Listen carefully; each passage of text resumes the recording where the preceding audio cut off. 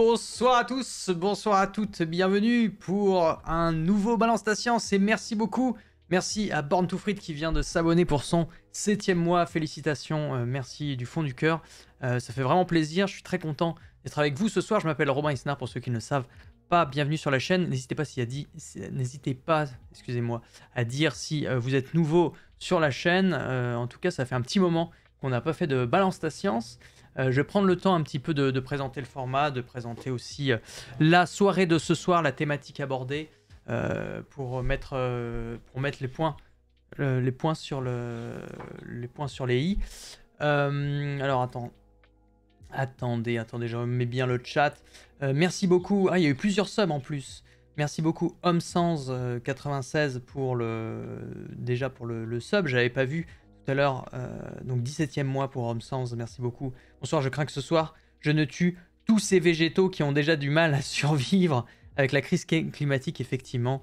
Oh là là, tandis que Nonosang, il passe du manganèse au fer. Incroyable, Nonosang, le plus loin dans le tableau périodique, on a débloqué le fer, on est à l'âge du fer chez Nonosang. Autant vous dire que là, c'est un tout nouveau moment qui s'ouvre. Une époque carrément qui est complètement nouvelle pour le tableau périodique des éléments de tout ce qu'on prend. Merci beaucoup Nonosang, merci pour le sub. Je remercie également Born to Fried une nouvelle fois d'avoir sub pour son 7e mois. Merci pour votre soutien. Tiens, il y a un train de la hype. N'hésitez pas. Si vous voulez soutenir la chaîne, si vous voulez voir la chaîne grandir et peut-être éventuellement vous fournir des lives de plus en plus de meilleure qualité avec du matériel et des invités incroyables et peut-être même des surprises un peu plus professionnelles. J'ai pas envie de vous promettre trop de trucs non plus, mais n'hésitez pas à soutenir la chaîne. Encore une fois, faites-le si vous avez les moyens, si vous pensez que vous pouvez le faire, enfin, si le cœur vous en dit, évidemment. Ne vous inquiétez pas si vous ne pouvez pas contribuer de manière financière. Le plus important, c'est la visibilité plutôt de la chaîne et le fait d'en parler autour de vous, ça aide beaucoup. Ça fait longtemps que je l'ai pas dit ça d'ailleurs, mais si vous voulez me soutenir ou même soutenir vos créateurs de contenu préférés en général, il faut davantage parler de ces contenus-là sur les internets auprès de vos amis, de vos proches et de vos animaux de compagnie. Alors, ce qui se passe, c'est que ce soir, on a un grand retour des Balance ta Science. Balance ta Science, ça fait peut-être un mois maintenant qu'on n'en a pas eu. Et en plus, retour qui est pas anodin puisque on va refaire le dernier Balance ta Science, on va refaire. Non, c'est pas exactement une copie conforme du dernier Balance ta Science. En fait, le dernier Balance ta Science qu'on avait fait sur la thématique du réchauffement climatique, de l'impact de l'élévation de température sur les végétaux, c'était plutôt mal passé à cause de problèmes techniques de mon côté, puisque mon ordi de streaming était tombé en rade la veille, que j'ai dû streamer sur mon PC portable et donc ça a été le bordel. D'ailleurs la rediff est même plus dispo. Bref, on oublie ce qui s'est passé. C'est un match retour. Aujourd'hui c'est un match retour pour avoir une vidéo de qualité, une rediffusion exceptionnelle. En plus, depuis on a upgrade la chaîne en termes de qualité, matériel, micro, overlay, tout ça. C'est vraiment, on accueille notre invité dans des conditions exceptionnelles. Donc je suis vraiment très content de pouvoir vous offrir cette fois un live décent sur cette thématique-là, qui est l'impact de la chaleur, de l'élévation de température sur les plantes. Voilà, moi ça me fait plaisir, surtout que ça rentre dans la thématique plus générale du réchauffement climatique, une thématique qui nous tient à cœur depuis quelques semaines, puisque on s'est mis à lire le résumé aux décideurs du 5e rapport du GIEC. On va en parler aujourd'hui de cette thématique-là du GIEC et plus particulièrement du 6e rapport, puisque vous n'êtes pas sans savoir que aujourd'hui a été publiée la contribution du groupe numéro 2 du 6e rapport. Donc on va, pour ceux qui ne comprennent pas trop ce que je raconte, ne vous inquiétez pas, on va en reparler et on va vous expliquer justement en quoi un peu ça consiste. Donc voilà, on parle un peu d'actu pour glisser doucement vers la thématique de notre invité, que peut-être vous connaissez déjà, puisque si vous avez été là au tout dernier Balance ta Science, qui date de un mois à peu près. Donc voilà où on en est. Je voulais remercier Stiofan dans le chat qui a été le premier à écrire, Alf de Melmac, Nonosang, Aubin, ça fait plaisir aussi de t'avoir ici sur cette thématique liée au climat. Ismaël, bienvenue. Philippe aussi, Philippe. Et voilà. Si vous avez le moindre question, n'hésitez pas. Si vous êtes nouveau également, je le répète, dites-le dans le chat. N'hésitez pas à dire d'où est-ce que vous venez quand vous avez découvert la chaîne. Les balances ta science, ce sont, pour rappel, des petits formats. Des formats que je tiens depuis un petit moment déjà. C'est plutôt ça que je voulais dire. Dans lesquels on invite des gens qui savent des choses sur des sujets, des experts, qui viennent nous parler de leur thématique et qu'on essaie de vulgariser. L'important, ce sont vos questions, en réalité, c'est l'interaction, c'est le fait qu'on essaye, en l'espace de 1h30, 2 heures, de répondre à un maximum d'interrogations que vous pouvez avoir sur la thématique, qui est là, celle de l'adaptation des plantes au réchauffement climatique, aux hautes températures. Mais évidemment, n'hésitez pas aussi à poser des questions d'ordre un peu plus général et pour voir si on peut essayer d'y répondre, enfin surtout mon invité, parce que moi je ne suis pas du tout expert de ces sujets-là. Voilà. En tout cas, comme je l'ai dit tout à l'heure, on commencera doucement ce live en parlant un peu d'actualité, puisque comme je l'ai dit, la contribution du deuxième groupe de travail du 6e rapport du GIEC est sorti aujourd'hui, et à partir de cette thématique-là, on ira progressivement vers le sujet de notre invité. Je cuisine en t'écoutant, je ne serai pas trop présent dans le chat du coup. Il n'y a pas de problème, merci d'être là. Vous n'êtes pas obligé d'écrire, de poser vos questions. Si vous êtes viewer de l'ombre et que vous préférez rester dans la discrétion, eh bien il n'y a aucun problème. Utilisez Twitch de la manière dont il vous semble la plus intéressante. Dans tous les cas, n'hésitez vraiment pas si il y a des sujets qui bloquent, dans le sens où vous n'arrivez pas à comprendre ce dont on raconte. Si vous avez l'impression qu'on parle dans un jargon un peu trop scientifique et que ça vous échappe, arrêtez-nous et faites-le savoir. Il n'y a vraiment aucune honte. On reviendra sur les points et on pourra repréciser davantage ce qu'on essaye d'expliquer. Enfin, on essaiera de mieux vulgariser tout simplement la thématique. Voilà. On va parler de la migration des végétaux. Oui, ça peut être une des thématiques, effectivement. Alors, pas directement, mais on pourra avoir l'avis de l'invité sur cette question-là. Donc voilà. Je pense qu'on a fait à peu près le tour. Je prends toujours une petite dizaine de minutes au début des Balances ta science pour présenter un peu le format, l'émission. Je rappelle que Tout ce qu'on prend est une chaîne de vulgarisation scientifique dans laquelle on essaye de parler de plein de thématiques différentes, de différentes manières, avec différents formats. La Balance ta science représente peut-être le format le plus sérieux, entre guillemets, dans lequel on prend vraiment du temps, 2 heures sur une thématique, un sujet qu'on essaye d'explorer. Mais dans tous les cas, ça reste de la vulga et on prendra le temps qu'il faut pour que vous compreniez un maximum de choses. Voilà, je pense qu'on a fait à peu près le tour. Si vous voulez soutenir la chaîne, n'hésitez pas à en parler comme d'habitude. Les réseaux sociaux, vous connaissez les bails.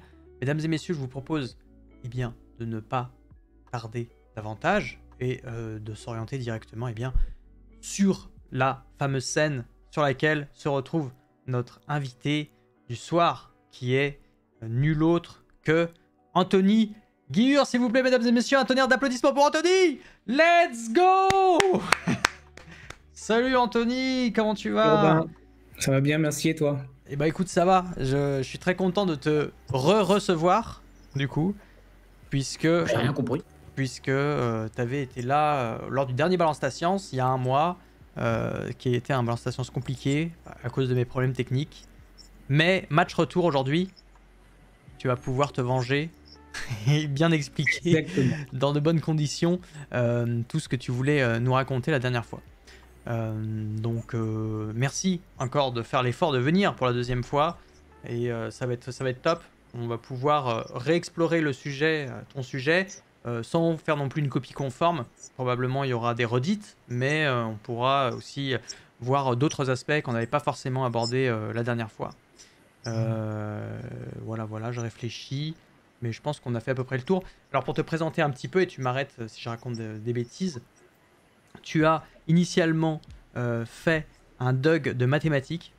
Alors le DUG, c'est l'ancien nom de la licence, c'est ça? Tu avais commencé en première année de DUG, et puis après finalement tu t'es réorienté en biologie, licence de biologie, de biotechnologie végétale à Tours.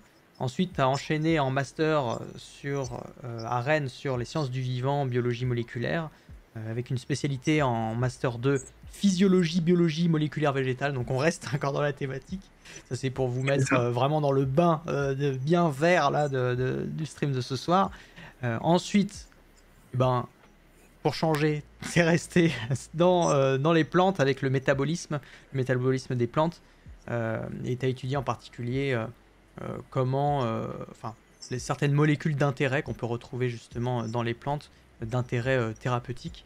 Donc une thèse que tu as fait à Tours. Puis le postdoc à partir de 2015 en Suisse, là où tu es encore actuellement, si je dis pas de Tout à bêtises. fait. Et maintenant, tu es plutôt. Tu as un statut de chercheur relativement indépendant. Indépendant. Ouais, où tu as tes propres sources de financement, on va dire, et tu gères Exactement. tes recherches de ton côté comme tu le souhaites. Donc, et tu travailles sur plusieurs thématiques liées au vivant, dont celle de l'impact de l'élévation de température, de la chaleur plus généralement, sur le fonctionnement des plantes, quoi, le métabolisme des plantes. Ouais. Voilà. Tout à fait, Ça très bien va, résumé. Bon, ça va. Les notes que j'avais prises il y a longtemps sont restées bonnes. J'ai pas eu besoin de te reconsulter, ça n'a pas changé. Il est resté le même depuis un mois. Donc voilà, merci encore une fois d'être revenu sur la chaîne pour reparler de ton sujet. Comme je l'ai dit, je pense que ça peut être bien de commencer par l'actualité, parce que ça intéresse les gens forcément, moi aussi ça m'intéresse beaucoup. Qu'est-ce qui s'est passé aujourd'hui? Il paraît que j'ai entendu le mot GIEC. Qu'est-ce que c'est? Exactement, donc c'était vraiment timing. Alors, c'était pas volontaire, Ouais, pas volontaire du tout. Timing parfait aujourd'hui. Donc, c'était le nouveau rapport du GIEC. Donc là, c'était le deuxième sur les 3 prévus. Donc, lui porte sur les impacts, l'adaptation et également la vulnérabilité des sociétés humaines et des écosystèmes liés au changement climatique. Ouais. Alors, ce qu'il faut préciser, c'est que les rapports du GIEC, en fait, ils sont toujours divisés en 3 parties. Il y a un groupe de travail numéro 1, 2 et 3, en fait, et chaque groupe de travail est dédié à une thématique particulière. Le 1, c'est plus la science du climat et son évolution et les causes du réchauffement climatique et un peu et certaines conséquences aussi à l'échelle du climat. Le deuxième, c'est ce que tu as dit, c'est plus les conséquences socio-économiques. C'est ça un peu Voilà, au niveau de nos sociétés, en fait, qu'est-ce que ça va impacter.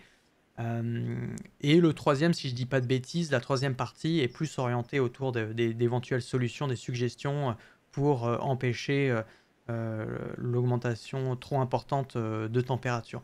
Et donc là, on est en fait en plein dans la rédaction du 6e rapport du GIEC. Et le groupe de travail numéro 1 avait déjà sorti sa version, c'était l'année dernière, l'été dernier je crois, je sais plus, Aubin pourra confirmer dans le chat. Et aujourd'hui même, c'est ça, on a la publication la contribution du 2e groupe de travail. Donc c'est non négligeable, hein, c'est des rapports qui en eux-mêmes font plusieurs centaines, voire milliers de pages, c'est ça? J'ai les chiffres, si tu veux. Vas-y, balance. Donc là, ce 2e rapport, c'est 34 000 articles scientifiques à analyser. C'est 269 autrices et auteurs principaux et plus de 62 000 commentaires de la part des experts, gouvernements, etc. En nombre de pages, ça se traduit, le rapport complet, la version actuelle, c'est 3675 pages. Ah ouais, c'est ça. Voilà, et ça, c'est juste le groupe numéro 2, hein, c'est la contribution du groupe numéro 2, c'est ça. Juste le numéro 2. Après, bien sûr, il y a donc un résumé technique qui est plus condensé, c'est à peu près 100 pages. Et après, encore plus résumé, donc là, c'est la version à l'intention des décideurs. Là, ça fait 36 pages. C'est ça. Parce que du coup, pour rendre ça plus digeste pour les décideurs, ce que font les membres du GIEC, c'est de créer un condensé, ce qu'on appelle le rapport résumé, enfin le résumé du rapport pour les décideurs. Et ça, il y a un résumé condensé d'une trentaine de pages qui est fait pour chaque groupe de contribution. Donc pour le groupe 1, 2 et 3, il y aura un résumé. Et il y aura aussi un résumé de l'ensemble du rapport de synthèse quand il sera publié. Mais on n'a pas encore le rapport de synthèse parce qu'il nous manque la contribution du groupe numéro 3. Et on espère que d'ici la fin de l'année, ça devrait être le cas, on devrait avoir le rapport de synthèse globale et un résumé pour les décideurs qui résume justement les trois contributions.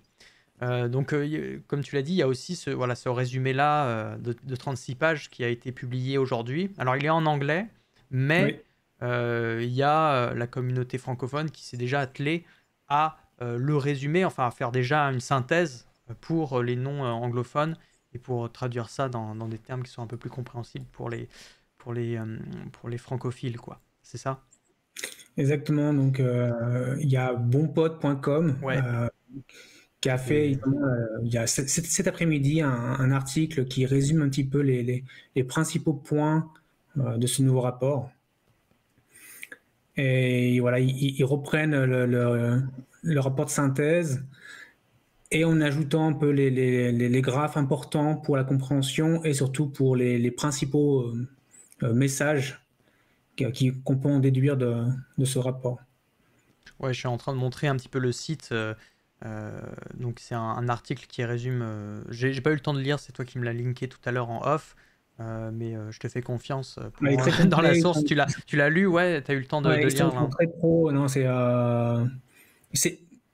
aurait pu bien sûr être plus complet, mais c'est déjà très très bien pour te mettre dedans et pour déjà cerner un peu les problématiques. Alors c'est forcément un petit peu long parce qu'il y a quand même beaucoup d'éléments, hein. Vous imaginez bien que même si c'est un résumé, c'est quand même un résumé d'un rapport qui fait 3000 pages. Donc, Exactement. enfin, là c'est un résumé d'un rapport du décideur. Donc, c'est un résumé d'un rapport de 36 pages, mais il faut quand même bien le résumer. Donc, ça prend forcément son temps. Je vais mettre le lien dans le chat, comme ça vous aurez la référence et vous pourrez vous y atteler et comprendre un peu mieux de quoi ça parle. Il y a Aubin qui nous dit pas de souci avec le résumé de mon pote, c'est assez long mais sourcé et clair. Donc Voilà, pourquoi je prends l'avis de Aubin, parce que je sais que Aubin est un viewer très assidu dans le chat en ce qui concerne la thématique du réchauffement climatique. Il a lui-même lu pas mal de choses en rapport avec le GIEC et leur production. Donc il connaît bien en général les sources et il est bien informé sur ce sujet-là. Donc ça me fait plaisir d'avoir l'aval de Aubin là-dessus. Je vous ai mis du coup le lien vers l'article dans le chat. N'hésitez pas à aller consulter. Moi, j'ai pas eu le temps de le lire. Toi, qu'est-ce qui t'a du coup marqué dans ce résumé-là? Est-ce que il y a des nouvelles informations dont tu n'étais pas au courant, par exemple? Qu'est-ce que tu as appris de plus? Est-ce que tu veux nous en parler un petit peu?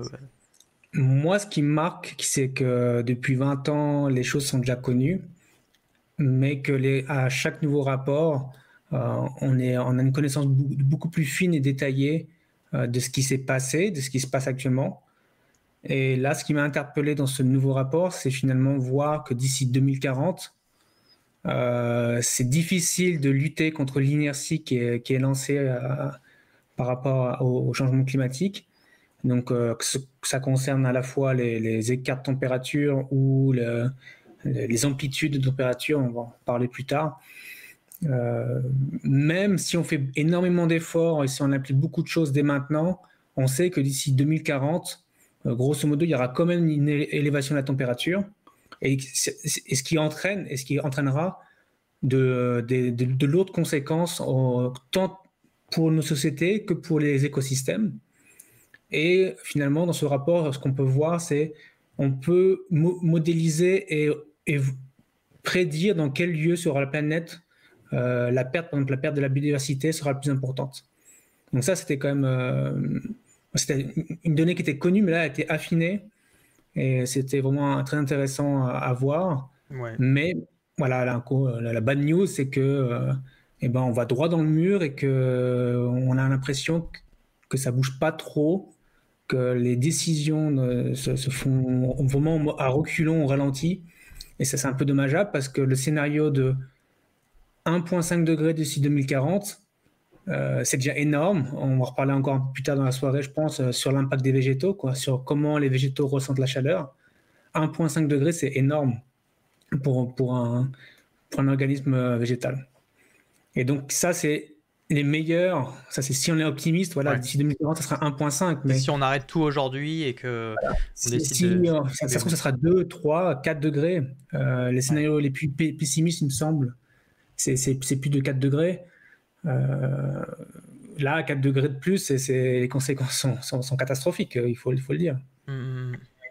Ouais, et comme tu le précises, en fait, même si les conclusions des rapports semblent être les mêmes de toutes les 5-6 ans, en fait, il y a ce degré de précision qui arrive et qui là, je veux dire, c'est plus, on peut plus vraiment contredire. Enfin là, il y a un consensus qui est vraiment sûr et certain sur les conséquences qui vont être désastreuses sur les différents écosystèmes. Alors après, faut nuancer évidemment parce que tous les aspects, tous les systèmes ne vont pas être impactés de la même manière. Il y en aura qui Exactement. vont être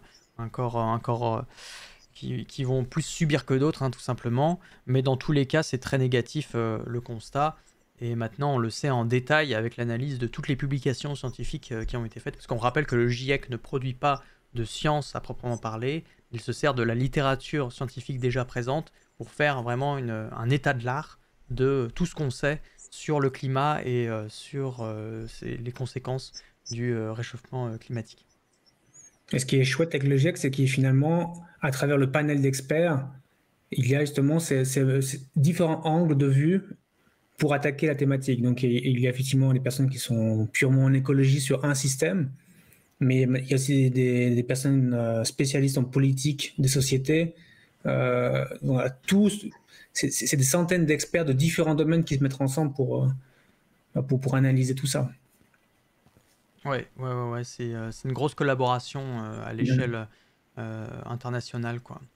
Et il y a en plus, il y a tout un système de peer reviewing, enfin, il y a tout un système où le rapport en lui-même est quand même beaucoup lu et relu et recorrigé et corrigé par différents acteurs, de sorte qu'à la fin, tout le monde ait pu passer dessus. Enfin, quand je dis tout le monde, c'est pas seulement les rédacteurs, mais aussi les politiques, finalement, qui Ouais. doivent donner leur aval là-dessus.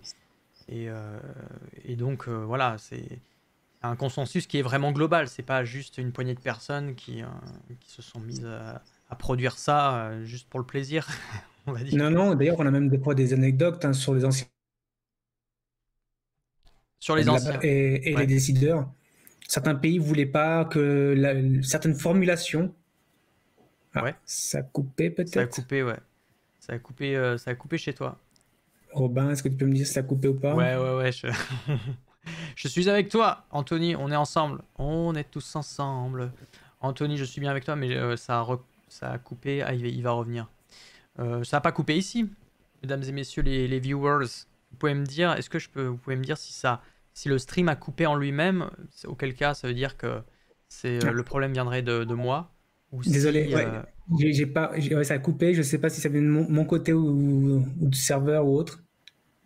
je pense que ça vient de ton côté parce que je demande aux Ah, ok. viewers et ils disent que le stream n'a pas du tout coupé et qu'ils ont Ok, l'image. bon. Donc je pense que c'est des petites fluctuations de connexion de ton côté, mais Ouais, on va se débrouiller, comme ça. Y a pas de problème. bon, je ne sais plus trop où j'en étais. Du coup, j'ai continué. Après, j'ai arrêté. Et tu dis. Mais grosso modo, je parlais des anecdotes du GIEC Hmm, notamment par rapport au peer review. hmm.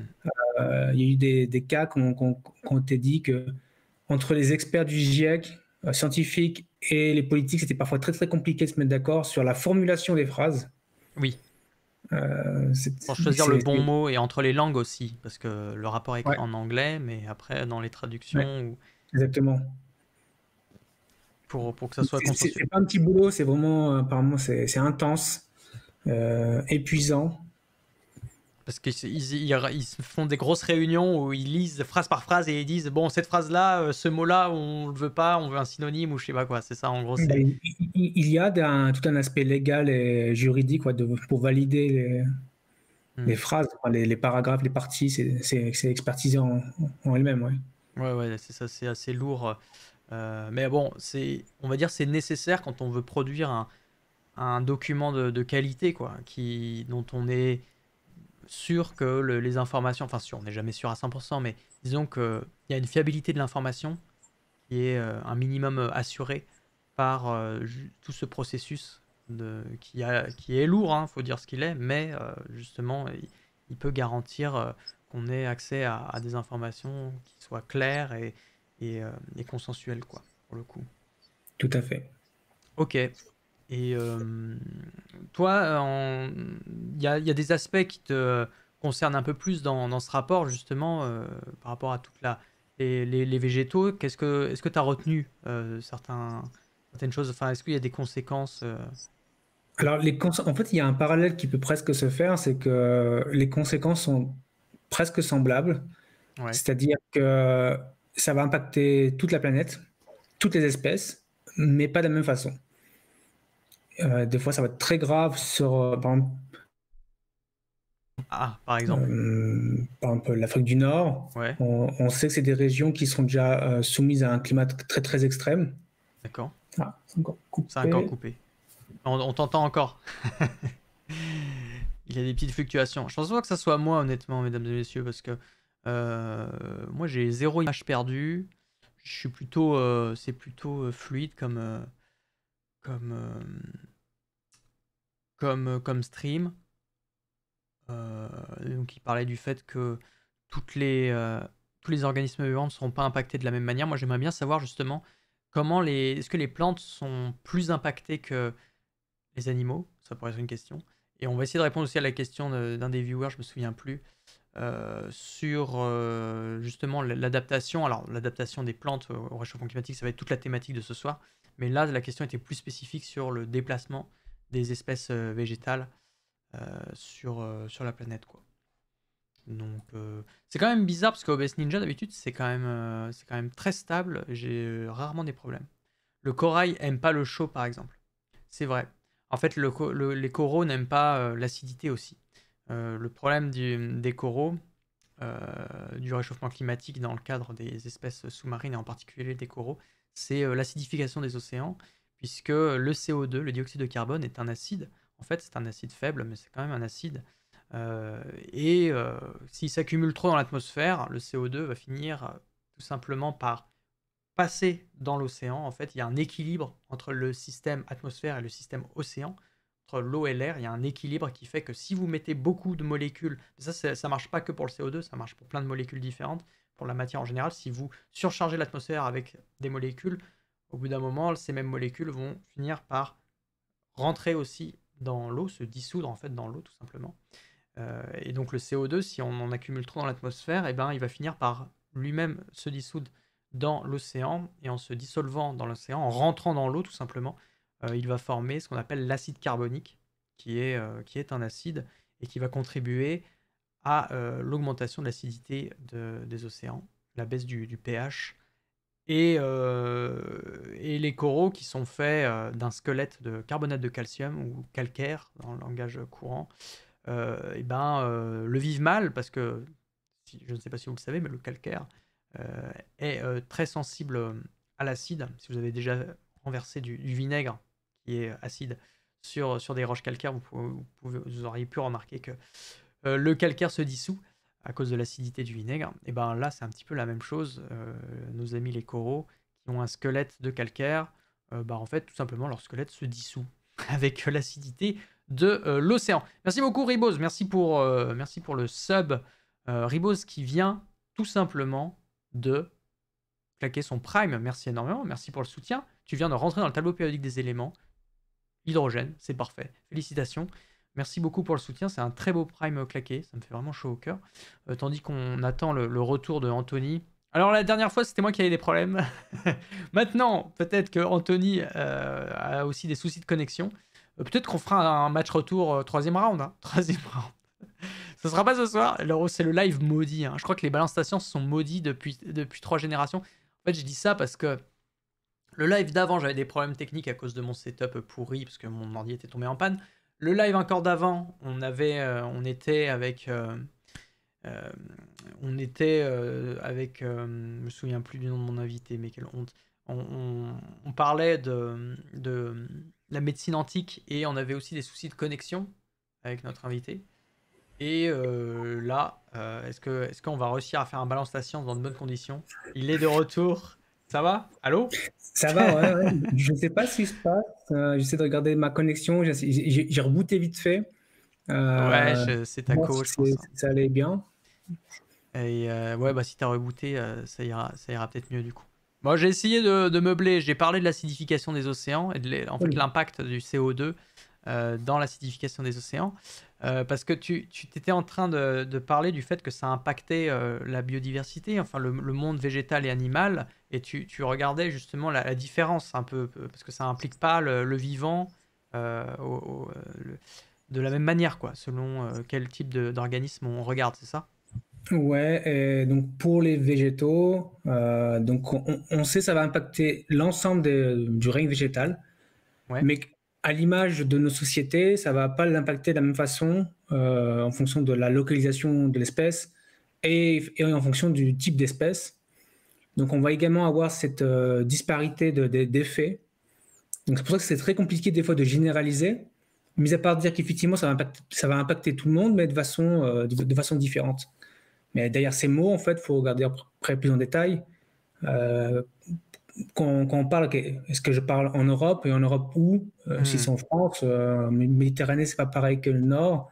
Ouais. Donc après, il faut préciser les propos. Mais grosso modo, voilà, ça va impacter tous les végétaux. Pour l'agriculture, donc là, c'était également mis dans le rapport, ça va impacter fortement l'agriculture, en tout cas celle qu'on connaît actuellement. Avec des pertes de rendement de 30 ou plus de pourcents en fonction des scénarios. Ouais. Et qui dit perte de rendement, dit hausse des prix, dit après d'autres problèmes, etc. Et cascade en chaîne après pour nos sociétés. J'ai vu un article la semaine dernière sur les lichens qui craignent énormément la température. Ils tolèrent plus 1 degré Celsius par million d'années. T'en sais quelque chose sur les lichens du coup? Alors, Est-ce que c'est c'est pas vrai ça? étonnant parce que donc là, on va toucher le domaine de la. D'ailleurs, si tu peux mettre la Ah diapo, bah je vais let's te le go. dire. La Ouais. diapo 3. La diapo 3, le viewer qui trigger la diapo. Alors ça, c'est assez rare pour le noter quand même.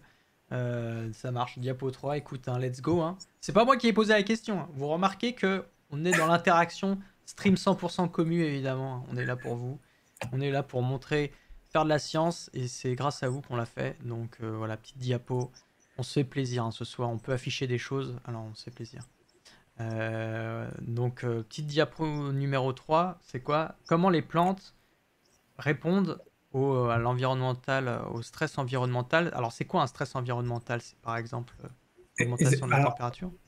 nous, voilà, quand on parle dans le boulot, dans le jargon, on parle de stress abiotique. Donc, c'est le stress environnemental. Ouais. L'autre penchant, c'est le stress biotique. Donc, c'est les stress qui vont toucher les interactions avec des pathogènes. Donc, ça peut être des virus, des microbes, tout ce que vous voulez. Enfin, pas tout ce que vous voulez, pathogènes. Et abiotique, donc c'est environnemental. Donc là, ça va toucher tout ce qui est lié à l'environnement, donc la température, que ce soit le chaud ou le froid, ou le gel, voilà, donc c'est un autre stress, ce qu'on appelle les inondations,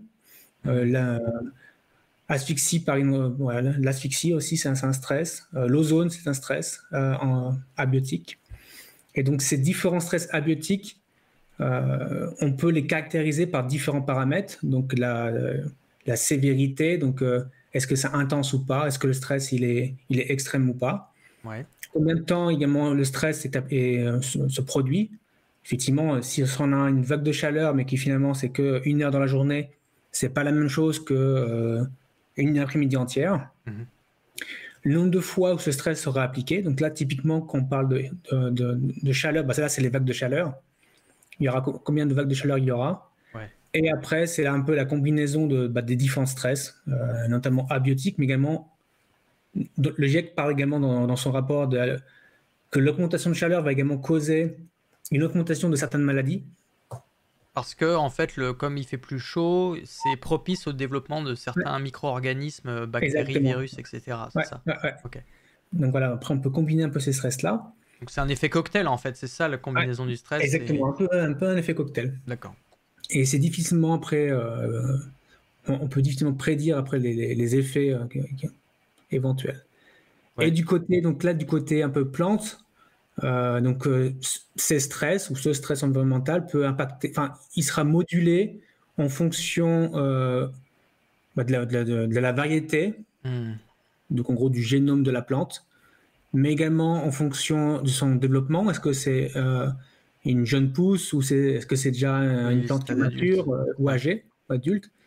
Et après, ça va toucher différemment les différents organes ou tissus.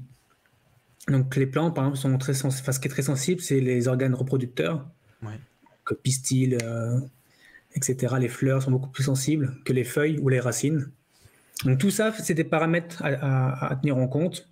Et tout ça, voilà. Donc quand on parle d'impact sur les végétaux, tous ces critères-là vont entrer en jeu. Ok, et ces critères, ils vont, là, de ce que dit le rapport du GIEC, c'est qu'ils vont tous augmenter. Enfin, c'est-à-dire que les événements de chaleur, par exemple, ils vont être de plus en plus sévères, ils vont durer de plus en plus longtemps, et ils vont être de plus en plus fréquents, quoi. En fait, c'est exactement. Ça. Donc là, il y a tout qui va mal. Là. C'est la merde.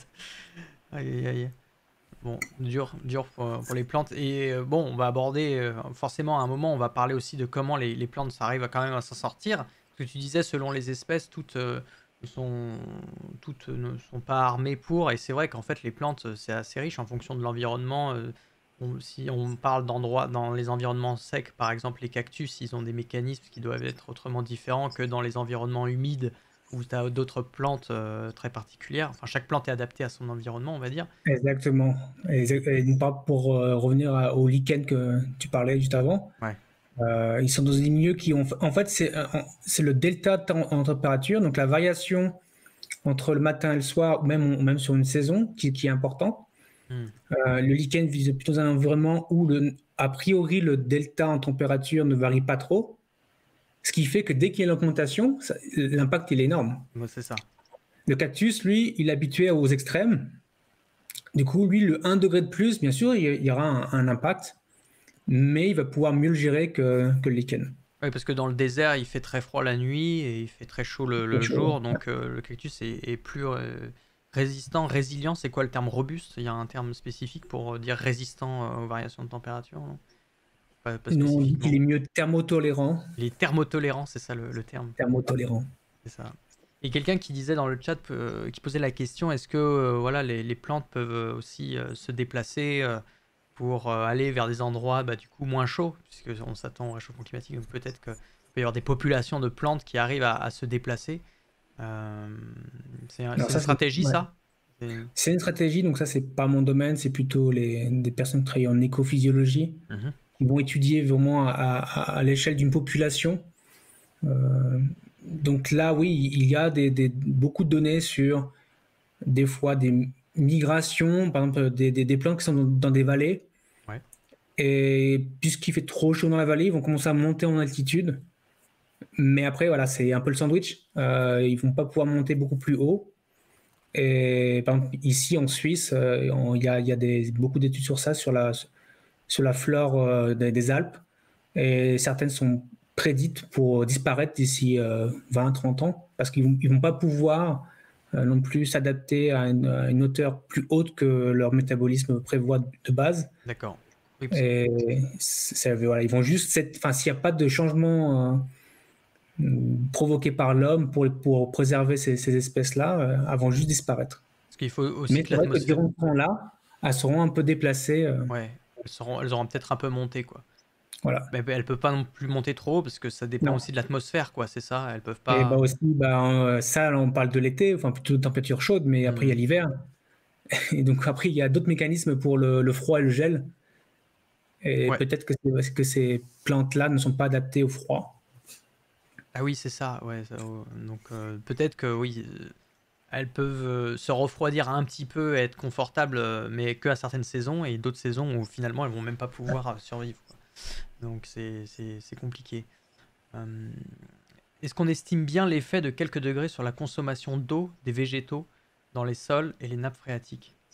À l'échelle d'une forêt, ça doit rajouter une quantité d'évaporation quotidienne énorme que les plantes puiseront d'abord dans le sol. En gros, c'est ça, c'est que la température joue un rôle sur l'humidité. Enfin, c'est un petit peu lié, les deux paramètres, non? Alors, il n'y a pas vraiment cette notion de soif chez les végétaux. Lorsqu'il y a un stress de chaleur, elles ne vont pas forcément, entre guillemets, pomper plus, boire plus. Au contraire, elles vont plutôt essayer de ne pas transpirer. Enfin, ça dépend à combien de température augmente. Si c'est juste un demi-degré, 1 degré, ou si c'est plus, il y aura différents mécanismes qui se mettent en place. Mais un des premiers mécanismes, c'est plutôt de garder l'eau. D'accord. Du coup, dans les feuilles ou dans les tiges, il y a ce qu'on appelle les stomates. Donc, c'est ces petites structures qu'ont les végétaux pour permettre les échanges gazeux. Un genre de petits trous, finalement, qui s'ouvrent. C'est comme une valve qui s'ouvre ou se ferme en fonction de si la plante respire ou pas. Donc, finalement, la plante va se mettre en apnée. Ok. Et qui dit apnée dit que ça va avoir un impact. Donc, Oui, ça va. nous, on fait la même chose. Hein. On a besoin de respirer pour vivre. Par contre, on peut tous aller sous l'eau de quelques dizaines de secondes à plusieurs minutes pour les personnes qui ont des grandes capacités. Ouais. Et pourtant, on peut aller sous l'eau sans respirer et on est toujours vivant. Mais c'est un laps de temps assez court. Et pour les plantes, elles peuvent également se permettre de ne pas respirer, de ne pas faire d'échanges gazeux avec l'extérieur. Donc là, pareil, après, ça dépend des espèces. Le temps peut être... Bon, là, c'est plutôt en heures. Mais c'est très variable. Mais elles peuvent se préserver. Au moins, ça, c'est une première forme de mécanisme d'empêcher les échanges gazeux pour garder l'humidité à l'intérieur, garder l'eau. Parce qu'effectivement, l'eau est hyper important. Ouais, c'est ça. Quand tu dis échange gazeux, c'est parce que... Par rapport aux forêts et comment avons absorbé l'eau des nappes phréatiques, ça, j'ai pas de données, en tout cas de mon côté. Et de la même façon sur l'évaporation. Ok. Oui, parce que tu dis échange gazeux, parce que l'eau, elle pourrait se débarrasser de l'eau par évaporation, c'est ça. Oui, parce que la vapeur d'eau qui sort de la plante, quoi. Enfin, exactement, la transpiration, c'est un moyen de se refroidir. Hein. Oui, mais les plantes peuvent transpirer, en fait, techniquement. Oui, Ah, les plantes transpirent également. Non, je savais pas, du coup. C'est aussi un phénomène qui existe à l'échelle de la plante, quoi. Ok. Mais c'est vrai que la question était plus relative aux nappes phréatiques, enfin aux réservoirs d'eau qui s'épuisent en fait. Et donc comment la plante peut gérer ça, et c'est ce que tu as dit, du coup elle va avoir moins accès à l'eau, mais elle va développer une sorte d'apnée. Enfin, d'apnée, et elles ont des réserves également. Mais ça va avoir des conséquences après sur leur fonctionnement, leur espérance de vie peut-être aussi, ou ce genre de choses, quoi. Enfin... Et toute une question de la durée finalement du stress. Et qu'est-ce que je voulais dire? Ah oui, aussi, effectivement, après un stress comme celui-ci, est-ce que une fois que le stress passé, elles vont pas rattraper, elles vont pas avoir une grosse soif, au contraire, parce qu'elles se sont mis à se mettre en apnée. Comme nous, une fois après l'apnée, on a besoin de respirer beaucoup. Est-ce que ça serait un peu pareil pour les plantes? Non, du tout, malheureusement. Du coup, chez les végétaux, ça a un impact notamment sur la croissance. Donc en fait, il y a une balance. Il faut imaginer qu'il y a une balance entre défense en général d'un stress, que ça peut être biotique ou abiotique, et croissance. Sachant que dans croissance, il y a également reproduction. Et finalement, quand la balance penche du côté défense, bah, du coup, la plante ne va pas croître, ne va pas non plus se reproduire. Et dès que c'est bon, le côté danger, stress est gérable ou il n'est plus là, du coup, la plante va pouvoir croître. Mais c'est du temps perdu. Du coup, quand on parle en agronomie, temps perdu égale moins de rendement ou plante plus petite. Il y aura des délais. Oui, je comprends. Et en fait, ça s'explique pourquoi. Une des raisons. Donc là, je ne vais pas citer mes travaux, mais tu peux. Hein. Non. Il y a une chose que j'ai pu montrer, mais qui était déjà un peu connue, mais là, moi, je l'ai caractérisé en point de vue protéique. Lors d'un stress chaleur, donc la plante se met en apnée, et notamment la photosynthèse. La photosynthèse donc, qui a lieu dans le chloroplaste. Donc les chloroplastes se mettent un peu en mode veille. Les chloroplastes, c'est quoi, rappel? C'est des cellules particulières de la plante qui font la photosynthèse, c'est ça? Exactement, c'est un organite. Donc de la même façon, nous avons tous des mitochondries qui fabriquent notre énergie, l'ATP. Okay, et les plantes, en plus de ça, il y a une autre endosymbiose plusieurs millions d'années avant. C'est quoi ça, une endosymbiose? Une cyanobactérie, voilà, endosyntose d'une cyanobactérie qui a créé le chloroplaste. C'est quoi l'endosymbiose? Tu peux expliquer un peu rapidement, grossièrement? Si on recule dans le temps et on est à l'échelle des premières bactéries. Ouais. Au début, enfin, dans un monde où la vie se résume à des petits organismes vivants à l'échelle unicellulaire. Ou, enfin, voilà, exactement. Voilà. Donc après, il y a une première séparation vers des organismes multicellulaires. Mhm. Et certains d'entre eux, donc, ce qu'on appelle les eucaryotes, donc ont du coup un vrai noyau, Mhm. par contraste avec les prokaryotes, donc les bactéries qui n'ont pas de noyau. Et donc dans les eucaryotes, il y a eu donc une absorption finalement d'une bactérie, mais une bactérie particulière, qui était une cyanobactérie. Donc Ouais. c'était une bactérie qui pouvait, à partir de la lumière, réaliser une photosynthèse. Donc, Alors c'était très primitif, mais après en se combinant avec dans cette cellule eucaryote, donc ça formait la première cellule eucaryote végétale entre guillemets, et c'était le début après de la photosynthèse. Et donc avec les cyanobactéries, ça a permis la photosynthèse de la journée, ça produit de l'oxygène. Du coup, c'est une des facettes qui a fait que sur Terre, il y a de l'oxygène. ok. C'était Ouais, à travers les cyanobactéries. Alors, Donc grâce à la photosynthèse. ok, C'est pour ça que les végétaux sont si importants. c'est pour ça qu'ils sont partout. Et qu'ils sont si importants, c'est qu'ils ont permis de mettre l'oxygène. Pour résumer, pour voir si j'ai bien compris, tu m'arrêtes si je dis des bêtises. Donc du coup, il y a longtemps, sur Terre, à un moment, il y a eu des eucaryotes, donc qui sont des organismes unicellulaires, donc enfin juste une seule cellule, un micro-organisme avec une seule cellule, qui a fusionné, entre guillemets, Voilà, gros fusionnier. pour dire les choses grossièrement, a fusionné avec une bactérie, mais pas n'importe quelle bactérie, une bactérie un peu spéciale, qui, elle, avait le don de la photosynthèse, entre guillemets, enfin la capacité. Elle avait déjà les éléments qui Elle avait pouvaient les faire éléments. plus tard la photosynthèse. Elle avait la machinerie, on va dire, Voilà. les éléments pour pouvoir faire la photosynthèse. Et donc, de cette fusion-là, on a créé une entité, un micro-organisme aussi, mais qui a été capable, lui, de vraiment bien faire la photosynthèse correctement et de, après, aussi se reproduire, enfin, se dupliquer, se diviser pour former après des populations plus grandes. Et donc la photosynthèse, on ne l'a pas trop expliqué, mais du coup, c'est pour rappel, c'est le fait d'utiliser, on utilise à la fois l'énergie solaire, les Oui, photons, la lumière, et on convertit, grâce à cette énergie-là, on arrive à convertir le dioxyde de carbone de c'est l'air ça. en dioxygène, quoi. O2. Ouais. On absorbe le dioxyde de carbone et Ouais. on retire du dioxygène.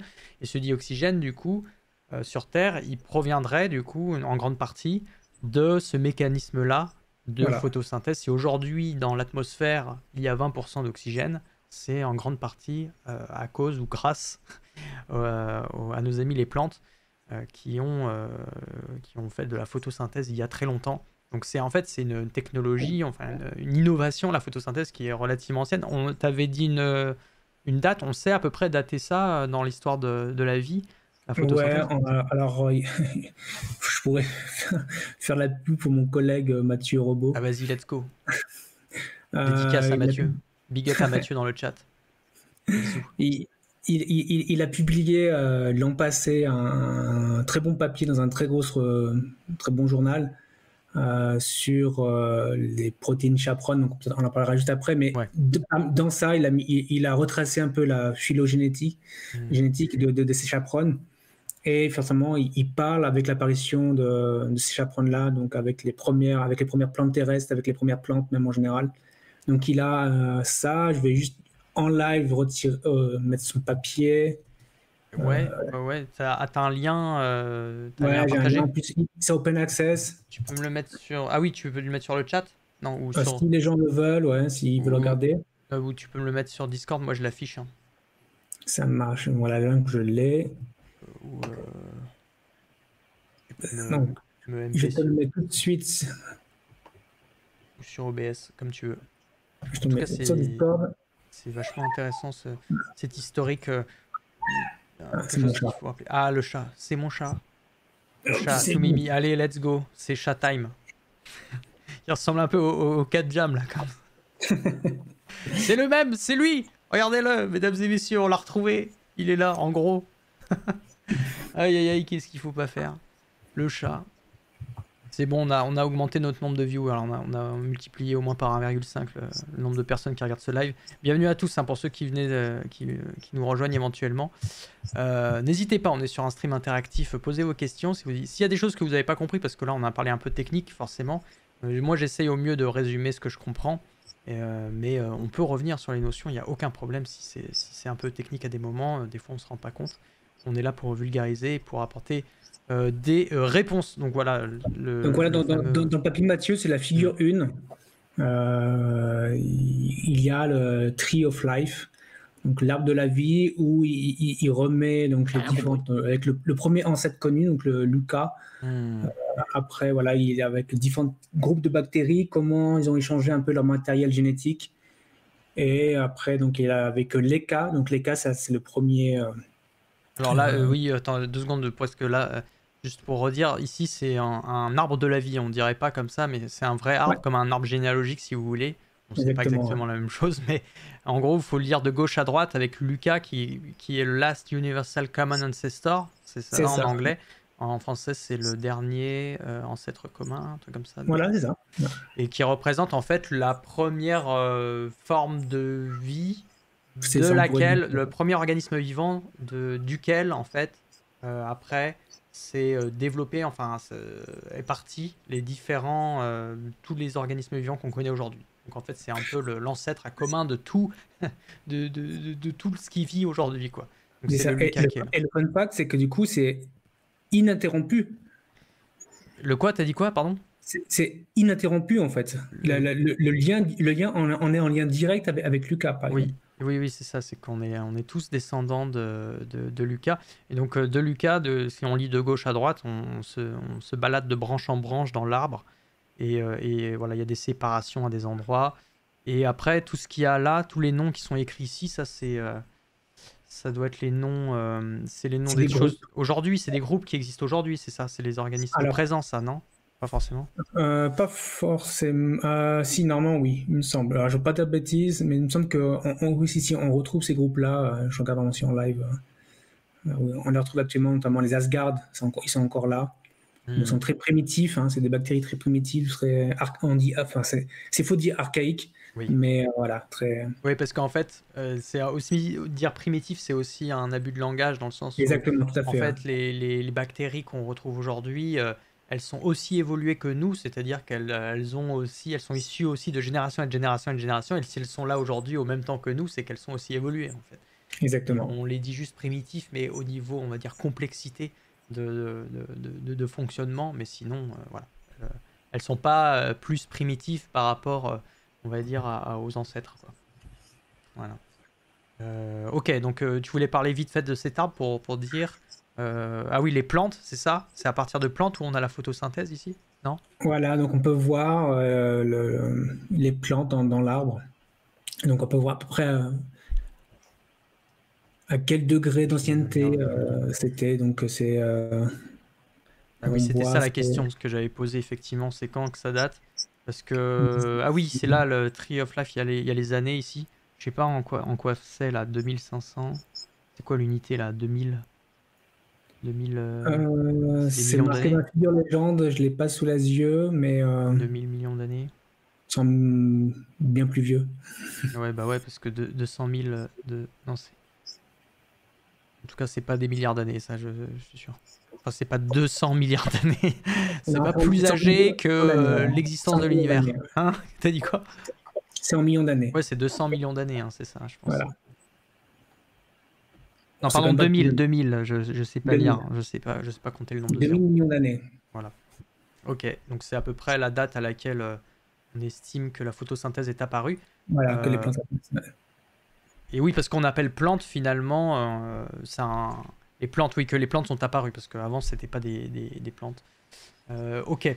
Et donc la photosynthèse est un élément particulièrement important. Pourquoi on a parlé de la photosynthèse déjà? Parce que c'est un mécanisme, voilà, pour revenir sur le sujet de l'adaptation, c'est un mécanisme qui du coup peut être un peu limité des fois ou prendre un coup, on va dire, quand la plante doit se défendre. Elle doit, en fait, c'est ce que tu disais tout à l'heure, c'est que il y a un équilibre à trouver entre je mets en place des mécanismes de défense, j'utilise mon énergie pour mettre en place de la défense contre des sollicitations extérieures, et l'autre partie, c'est je continue de me développer et de grandir, quoi. Et Exactement. de ce que tu as dit, la plante, elle doit faire un choix. Elle peut pas faire les deux en même temps. Il faut équilibrer entre l'un et l'autre en fonction de ce qui se passe dans son environnement. Et donc, la photosynthèse peut se voir un peu limitée, entre guillemets, ou mis en Limité, voire stand-by. même Ouais, c'est en ça, suspens. en suspens. Elle va se mettre en pause. Donc, ça va créer une dégradation des protéines qui sont impliquées dans la photosynthèse. Donc, elles ne vont pas être synthétisées de nouveau. Donc, il y aura un shift dans la synthèse des protéines. Donc, Ouais, après, on va toucher à la réponse à la chaleur des plantes. oui, Donc, il y a un programme génétique qui fait que une fois que le signal il est perçu par la plante, elle va mettre en pause notamment le chloroplaste et donc la photosynthèse pour dire tant pis, on dégrade ça, on met en pause, on retient là en grosso modo, on retient son souffle ouais, le temps que ça passe quoi. c'est ça. Et après, Ouais. une fois que le stress est passé, ça va se remettre en place. Ça, il y aura bien sûr un délai, mais le coût est là. Le coût, c'est que du coup, pendant ce temps-là, la plante n'a pas produit du coup De matière. de matière, son énergie, etc. Du coup, ça va impacter tous les développements de la plante, Ouais. la croissance, etc. En fait, il faut bien se rendre compte de ça parce que nous, c'est vrai, quand on respire du dioxygène, on recrache du CO2, donc on recrache du carbone. Donc en fait, on se débarrasse de la matière. Mais en fait, la plante, quand on réfléchit, elle absorbe du CO2 et elle recrache de l'oxygène. Et donc, en fait, si on fait le bilan, tout simplement, il y a du carbone qu'elle a retenu, en fait. Puisque en entrée, vous avez du CO2 et en sortie, vous avez de l'O2. Donc, il y a le C qui a été stocké, en fait, par la plante. Et le C, le carbone, en fait, la plante va s'en servir comme élément fondamental pour faire sa propre matière organique. Ça va être l'élément pilier de la matière organique, le carbone, Ouais. évidemment. Mais c'est là, quand tu dis qu'elle ne peut plus synthétiser, elle ne peut plus créer les éléments qui la constituent. Parce que si vous mettez en stand-by la photosynthèse, et le chat sera peut-être d'accord avec moi, Et tout eh à fait bien, d'accord. il est d'accord. Si surtout quand il mange des croquettes, si vous mettez en stand-by la photosynthèse, bah, le carbone, on peut plus vraiment l'utiliser. Enfin, on le stocke plus finalement, et donc on peut plus faire de molécules organiques avec plein de carbone partout. On peut plus créer les protéines, toutes ces molécules avec plein de carbone. On peut plus les créer pour la croissance de la plante et pour faire ses propres matériaux en tant que plante.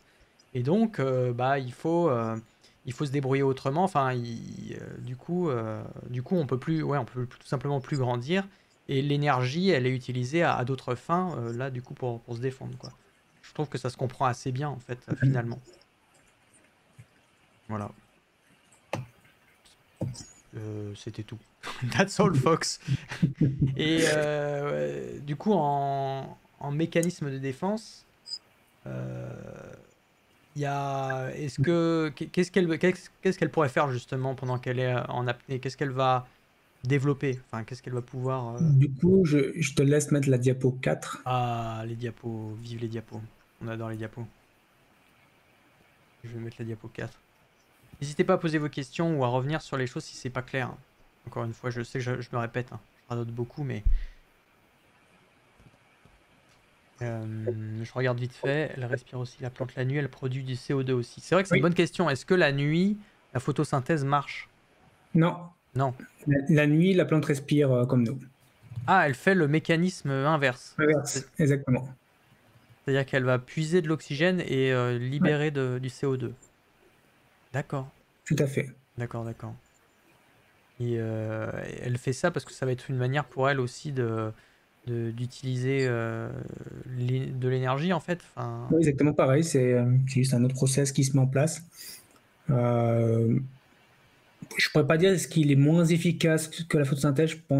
Je pense pas, mais je voudrais pas trop m'avancer. C'est pas trop mon domaine. c'est pas une photosynthèse inversée en fait. C'est un peu Non, plus non, non, complexe que non, ça. C'est non. un autre C'est la métabolisme. respiration comme nous, La respiration classique. comme nous. Ok. Qu'est-ce que je voulais dire? J'ai une petite question, mais pas directement en lien avec le sujet. L'impact du changement sur les végétaux. Pourquoi est-ce que planter des arbres, ça ne permet pas de lutter contre le changement climatique? Est-ce que tu veux répondre vite fait à ça avant qu'on passe Alors, à ta diapo? Parce vite que la fait, diapo, elle va être technique. souvent, malheureusement, c'est des fausses bonnes idées. Déjà parce qu'un arbre, il met du temps en fait à être en un âge où sa photosynthèse sera plus importante que sa respiration. Ah oui. Si on met, Parce voilà, qu'au tout début, elle respire beaucoup plus qu'elle ne photosynthétise, quoi. ouais. Ok, Du coup, il faut atteindre une certaine masse de la plante ou de l'arbre d'accord. pour que ça commence à être bénéfique. Le problème, c'est que oui, quand on plante, il faut attendre, il y aura un laps de temps, ça dépend à quel âge on l'a planté, mais effectivement, s'il est très jeune, l'impact ne sera pas immédiat en tout cas. Ouais, ok. Yes. Après, il y a toutes les questions après sur quel type d'espèce on met, à quel endroit, donc ça c'est encore autre chose. C'est une autre problématique. Ouais, une autre problématique. Des fois, il y a des très mauvaises idées de planter le même arbre dans une région où il n'est pas forcément adapté. Ouais.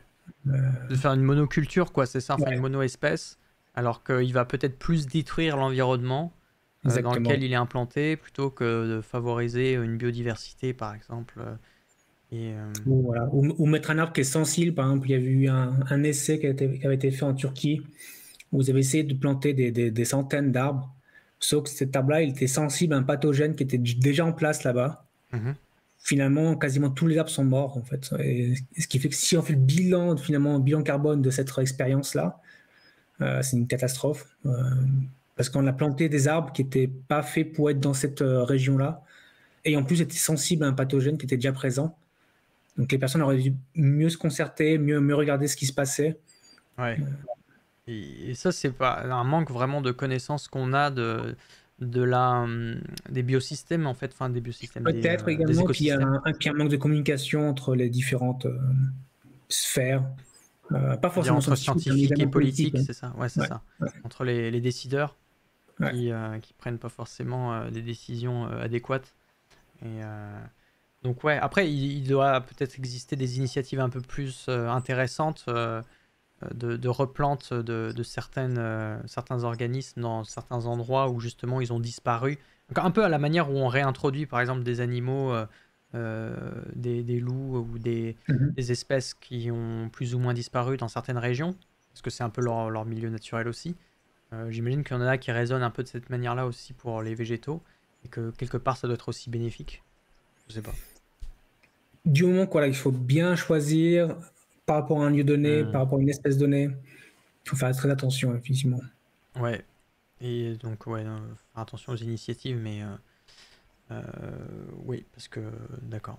Ok, je vois un peu la problématique. Donc, quand quelqu'un nous dit, vend un peu son projet en disant que ça va faire planter des arbres, il vaut mieux se renseigner Derrière, ouais. derrière et Comment l'initiative est faite, exactement. Ouais. leur demander quel est le projet derrière, quoi, Ouais, ouais. spécifiquement pour voir si c'est une bonne idée ou pas. Après, c'est souvent difficile en tant que grand public de comprendre en fait la subtilité d'un projet comme celui-ci, parce qu'on n'est pas du tout biologiste, on travaille pas sur des écosystèmes, donc on comprend pas forcément on n'a pas le regard pour pouvoir juger si c'est positif ou négatif, quoi. Donc voilà. Après, je sais pas s'il y a peut-être sur internet des gens qui ont des experts qui ont un peu fait des études justement un peu plus poussées et qui ont catalogué les initiatives qui valent vraiment le coup d'être soutenues et les autres qui sont un peu plus limites. Peut-être qu'il existe des initiatives citoyennes ou des collectifs qui font ça. Ouais. En tout cas, ça serait bien d'avoir. D'avoir ça, en tout cas si c'est pas fait. Ouais. Voilà, ça vous donne une idée dans le chat s'il y a des gens qui veulent se lancer là-dedans. On vous donne des projets à faire. Ok, bah merci pour cette réponse. On va pouvoir maintenant bien se prendre la tête sur cette diapo et perdre la moitié des viewers parce que ça va être trop compliqué à comprendre. Non, je dis ça, mais on est sur un stream très challenging au niveau de la compréhension. On va essayer un maximum de prendre le temps de comprendre ce qui se passe. Là, on arrive dans une partie où tu vas nous montrer un mécanisme d'adaptation, enfin ouais, c'est ça, d'adaptation de la plante à une élévation de température. Comment elle va gérer justement un stress lié à la chaleur, quoi. C'est ça. Donc, diapo qui dit, si je sais très bien traduire l'anglais, Relocated protein production. En fait, la production de protéines est relocalisée, elle change d'endroit, c'est ça, en fonction Alors, c'est de... pas qu'elle change d'endroit, c'est que du Il y a- coup, donc Ouais, là sur la diapo, donc on voit que à gauche, donc c'est peu importe, c'est un gel. En plus, c'est un peu old school ce gel, mais peu importe, c'est c'est un juste gel, ça. Le contrôle, là, c'est ça. voilà, donc c'est un gel qui monte des protéines. Donc il y a une extraction là, donc c'est une espèce, donc je crois que c'était le petit pois, voilà, Pisum sativum. Alors, Quand on c'est quoi extrait les une protéines, excuse-moi, juste, c'est quoi une extraction? Si on prend la plante et on on essaye la broie, d'extraire, on la broie. en poudre fine, Ouais, donc on la met dans l'azote, on broie tout ça dans un mortier. d'accord. Et après, on met des solvants pour justement extraire les protéines. On peut la faire infuser dans de l'eau, par exemple? Ça suffit pas, l'eau, peut-être, mais Non, ça suffira pas, mais ça peut quand même extraire certains lipides ou certaines certains, molécules, ouais, certains, ouais, ça met très peu. certains Mais composés. Ok. par contre, si on met dans de l'alcool, oui, ça va extraire. D'accord. Donc, on les fait tremper dans de la vodka, par exemple. Et, Exactement. Ça peut extraire certains composés en tout cas. ok. D'ailleurs, s'il y a un goût, après, par exemple, je ne vais pas faire de pub, mais il y a une vodka avec de l'herbe dedans, et ça donne un petit goût particulier à cette vodka-là, parce que du coup, ça fait une extraction de certaines protéines de ce brin d'herbe. Ah ouais. Donc, comme quoi, j'ai pas dit qu'une connerie, en Non, fait. non. C'est vraiment utilisé en alimentaire, quoi. Ouais. Ok. Donc voilà, on extrait. Donc le principe d'extraction en chimie, grossièrement, c'est ça, c'est que vous mettez votre solide dans un liquide qui, lui, va pouvoir extraire, retirer en fait les composants, les molécules du solide en question. Donc là, ouais, ça peut être dans des alcools, euh, comme tu l'as dit. Et une fois que c'est extrait, donc on a dans l'alcool en On a un lui-même, par exemple. profil. Voilà, on a un profil, on a un ensemble de protéines. Et ensuite, donc ça c'est une sorte de contrôle, donc c'est un peu une image à un instant T. D'accord. Là, c'est une extraction d'un petit pois, c'est ça? Ouais, petit pois. Ouais. Et ensuite, un autre petit pois, enfin, en tout cas de la plante, pas le petit pois, le fruit, Oui, d'accord. a subi un stress, donc là à 38 degrés durant 1 heure et demie, et on fait les mêmes extractions et on regarde un peu ce qui se passe et comment ça change. Ouais. Et donc là, il y a des nouvelles tâches qui apparaissent. D'accord. Parce qu'en fait, ce cliché là, cette image, elle représente quoi? Les points représentent quoi finalement? C'est des C'est une synthèse molécules? de protéines. C'est des protéines, les points, c'est ça?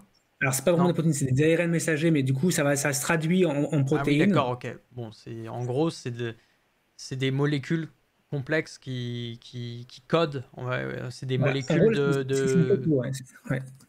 Parce que tu t'as Une dit photo ARN de messager, protéines. mais on peut résumer ça en disant que c'est des molécules qui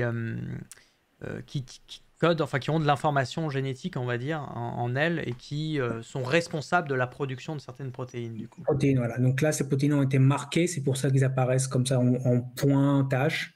D'accord? Donc là, parce que c'est un gel radioactif, là. Voilà, donc on rentre pas non plus trop dans les Non, détails pour expliquer exactement, c'est comment pour ce ça. cliché a été obtenu, mais c'est beaucoup plus technique que juste mettre Ouais, dans un petit poids dans de l'alcool. exactement. Et du coup, voilà, on obtient ces clichés avec des points, et les points, comme tu disais, représentent du coup Une l'ARN messager, protéine. mais une Voilà. protéine on va dire une protéine. Voilà. Les protéines, on rappelle, sont les molécules fonctionnelles de notre organisme qui vont vraiment nous permettre à nous de fonctionner correctement, en fait, tout simplement, qui vont avoir plein de rôles différents en fonction de la nature de la protéine, mais globalement, ça va nous servir à vivre, quoi, et à faire des tâches très différentes les unes des autres. Ok, donc Et du ok. coup, ce qu'on voit dans la condition du coup de stress, à la Ouais, chaleur, de le stress heat là, shock, heat shock. donc, on voit par rapport à ce qui s'est passé à gauche, on a des nouveaux points. Du coup, Ouais, une production si de je vois nouvelles un protéines. peu là. Et cette production, elle est spécifique au stress. Ok, il y a des nouveaux points noirs qui apparaissent sur la carte, Voilà, quoi. exactement, des nouveaux points noirs. Et du coup, c'est vraiment du coup lié au stress. Donc, ce stress-là a Hmm, fait qu'il y a des nouvelles protéines qui sont apparues, hmm, et bien sûr d'autres qui ont disparu. ouais, Mais parmi celles qui sont apparues, il y a notamment, donc là c'est en rouge, une famille de protéines qu'on appelle les protéines chaperone. oh, ok, Donc, puis leur petit nom c'est HSP pour Heat Shock Protein. Donc c'est très simple. Elles ont été découvertes comme ça. oui, ok. C'est une expérience très simple. Il y a plus de 50, 60 années, 50 années on va dire. À la base, c'était dans la drosophile, mais tous les organismes ont ce type de réponse à la chaleur. Ils vont produire cette nouvelle famille de protéines qu'on appelle donc les heat shock protéines, les HSP ou alors les protéines chaperones, qui vont avoir un rôle particulier. Le chaperon en français, ça veut dire un chaperon. C'est quoi déjà la définition? En fait, du coup, c'est un terme, enfin, on les appelle même des chaperones moléculaires parce qu'elles vont accompagner. C'est des compagnons, les chaperons. Je sais pas, en fait, c'est une vraie question de français. Là. Moi, je sais pas ce compagnons, que ça veut dire chaperon. c'est pour accompagner. Accompagner. Du coup, oui, ces protéines chaperones vont accompagner d'autres protéines, donc on va le voir, pour notamment les aider à se plier dans une bonne conformation, ou au contraire les aider à se déplier, ou au contraire les aider à se replier après un stress. D'accord. Donc c'est pour ça qu'elles sont appelées chaperones. Ouais, parce qu'elles aident certaines molécules à faire ça, à se transformer, enfin à changer de forme géométrique, on va dire. Et en fait, ce changement de forme géométrique, il sert à résister finalement à la température. Enfin, c'est ça en fait, indirectement. Alors, indirectement, donc là, si tu peux mettre le schéma numéro 2. Allez, bam, nouveau schéma, j'arrive. Tout de suite. Je me dépêche. Là, on rentre dans ce qu'il y a de plus complexe dans cette soirée, dans ce stream. Voilà, typiquement, un schéma en biologie moléculaire. Si on a qui sont intéressés. Mais au moins, ça donne une image. Le but, c'est pas qu'on rentre non plus trop dans les détails et qu'on vous décrive tout ce qu'il y a sur les images, mais qu'on voit un peu avec quoi tu travailles finalement aussi. Parce que ça, c'est des images et des choses sur lesquelles tu t'es amené à bosser, j'imagine. Exactement. Donc, ok, les fameuses protéines chaperones. Donc là, qu'est-ce qu'il faut regarder? Il y a beaucoup d'éléments là. Il y a beaucoup d'éléments. Donc, c'est un schéma justement qui est en cours, que j'ai fait pour une revue. D'accord. Qui essaye un peu de résumer l'état de l'art en un schéma. Alors que c'est un schéma très simplifié. Là, il est vraiment édulcoré. Il y a beaucoup d'éléments qui ne sont pas là. Ouais. Parce que ce schéma traite de la perception du signal de la chaleur et également de la réponse. Donc ce qui est extraordinaire avec ce schéma, on dirait pas comme ça, mais c'est que en fait, il permet de résumer comment au niveau des molécules, au niveau de la matière, en fait, une plante réagit à de la chaleur qui lui arrive dessus, quoi. Donc à l'échelle vraiment fondamentale des constituants des molécules, quoi. Exactement. Là, c'est au niveau cellulaire, c'est comment les plantes ressentent la chaleur. Et donc, là, j'ai l'impression concrètement, donc là, on voit en rouge une structure un peu bizarre, avec à côté des flèches qui est avec chaleur. Ouais. Donc le gros truc en rouge. Donc ça, c'est un récepteur. C'est un canal qui est sur la membrane plasmique des végétaux. D'accord. Alors il faut rappeler que c'est une cellule végétale. En fait là on regarde une cellule végétale. Et vous savez, les cellules végétales, comme les cellules animales, en fait, elles ont une membrane. En fait, elles sont fermées en une sorte de cercle. Et la membrane, c'est ce qui est représenté ici. Là, c'est ces sortes de couches lipidiques, exactement. Voilà, faut s'imaginer que c'est la paroi finalement. En fait, c'est la paroi de la cellule. Ah, c'est pas la paroi, mais c'est pas la paroi, pardon. Dans les végétaux, en plus, par rapport aux cellules animales, les cellules végétales ont une paroi. Et en plus, il y a la paroi, enfin, il y a la membrane plasmique. Il y a la membrane. Ok, donc my bad. Donc membrane qui est ici. Ok, très bien. Et au niveau de cette membrane, il y a notamment ce canal qui est plus particulier parce qu'il est encore d'actualité. Parce que le dernier prix Nobel de physiologie de médecine était sur ça. Alors pas sur ce canal-là, parce que là c'est la version pour plantes, c'est un orthologue, mais chez l'homme c'était le TRPV, il s'appelait, le petit nom du canal. Ouais. Et donc le Nobel le dernier, là, de septembre-octobre, c'était sur le thermosensing, donc c'était sur ça, c'était sur le canal responsable de la perception de la chaleur chez l'homme. Et en plus, chez l'homme, ce même canal il est également impliqué dans la douleur. D'accord. Donc là, c'est pas un truc spécifique aux plantes. Tu es en train de dire que ce type de structure-là, c'est dans tout le règne. Dans tout le règne animal. Végétal, oui, dans tout le règne vivant, pardon. Ouais, okay. Même les bactéries ont un système similaire. Très bien. C'est vraiment universel. C'est pour ça qu'il y a eu le Nobel. Nobel de quelle année, t'as dit? Là, le dernier, de 2021. De 2021, d'accord. Voilà. Incroyable. Donc c'est tout frais. C'est ouais, ça. Et ce qui fait que donc voilà, ce canal-là chez les végétaux, donc il est légèrement différent, bien sûr. L'évolution a fait qu'il est un peu différent, mais c'est on va dire c'est le cousin du modèle humain. Ok. Une fois que la membrane est stimulée par la chaleur, donc ce canal va en gros s'ouvrir Ouais, et laisser passer des ions, notamment du calcium. Donc des espèces, certaines espèces chimiques très particulières, Ouais. dont du calcium, c'est les petites boules bleues là, c'est ça? Bleu, exactement. Du calcium. Et c'est pour ça que ça s'appelle, parce que quelqu'un demandait CAMS. Le CA c'est pour calcium, j'imagine? Calcium, donc là, Et CAMS, c'est pour une protéine particulière qui s'appelle calmoduline. Et les calmodulines ont une affinité très très très grande pour le calcium. D'accord, c'est pour ça, d'où le fait qu'il y ait le mot qu'il y a le CA dedans, quoi. Ouais, Donc bon, exactement. ok. Donc ces protéines-là vont laisser passer le calcium et donc ils vont, grosso modo, le calcium devient on appelle ça un messager. Ouais. Qui va lui-même déclencher une cascade de réactions. Donc voilà, sans entrer dans les détails. Ouais, sans rentrer dans les détails, mais c'est toutes les flèches qui sont représentées, c'est ça? Exactement. Toutes les flèches Donc là, qui partent des points bleus. ça part vers le bas, vers à droite. Enfin, après, ça part dans tous les sens. C'est un peu ça le problème.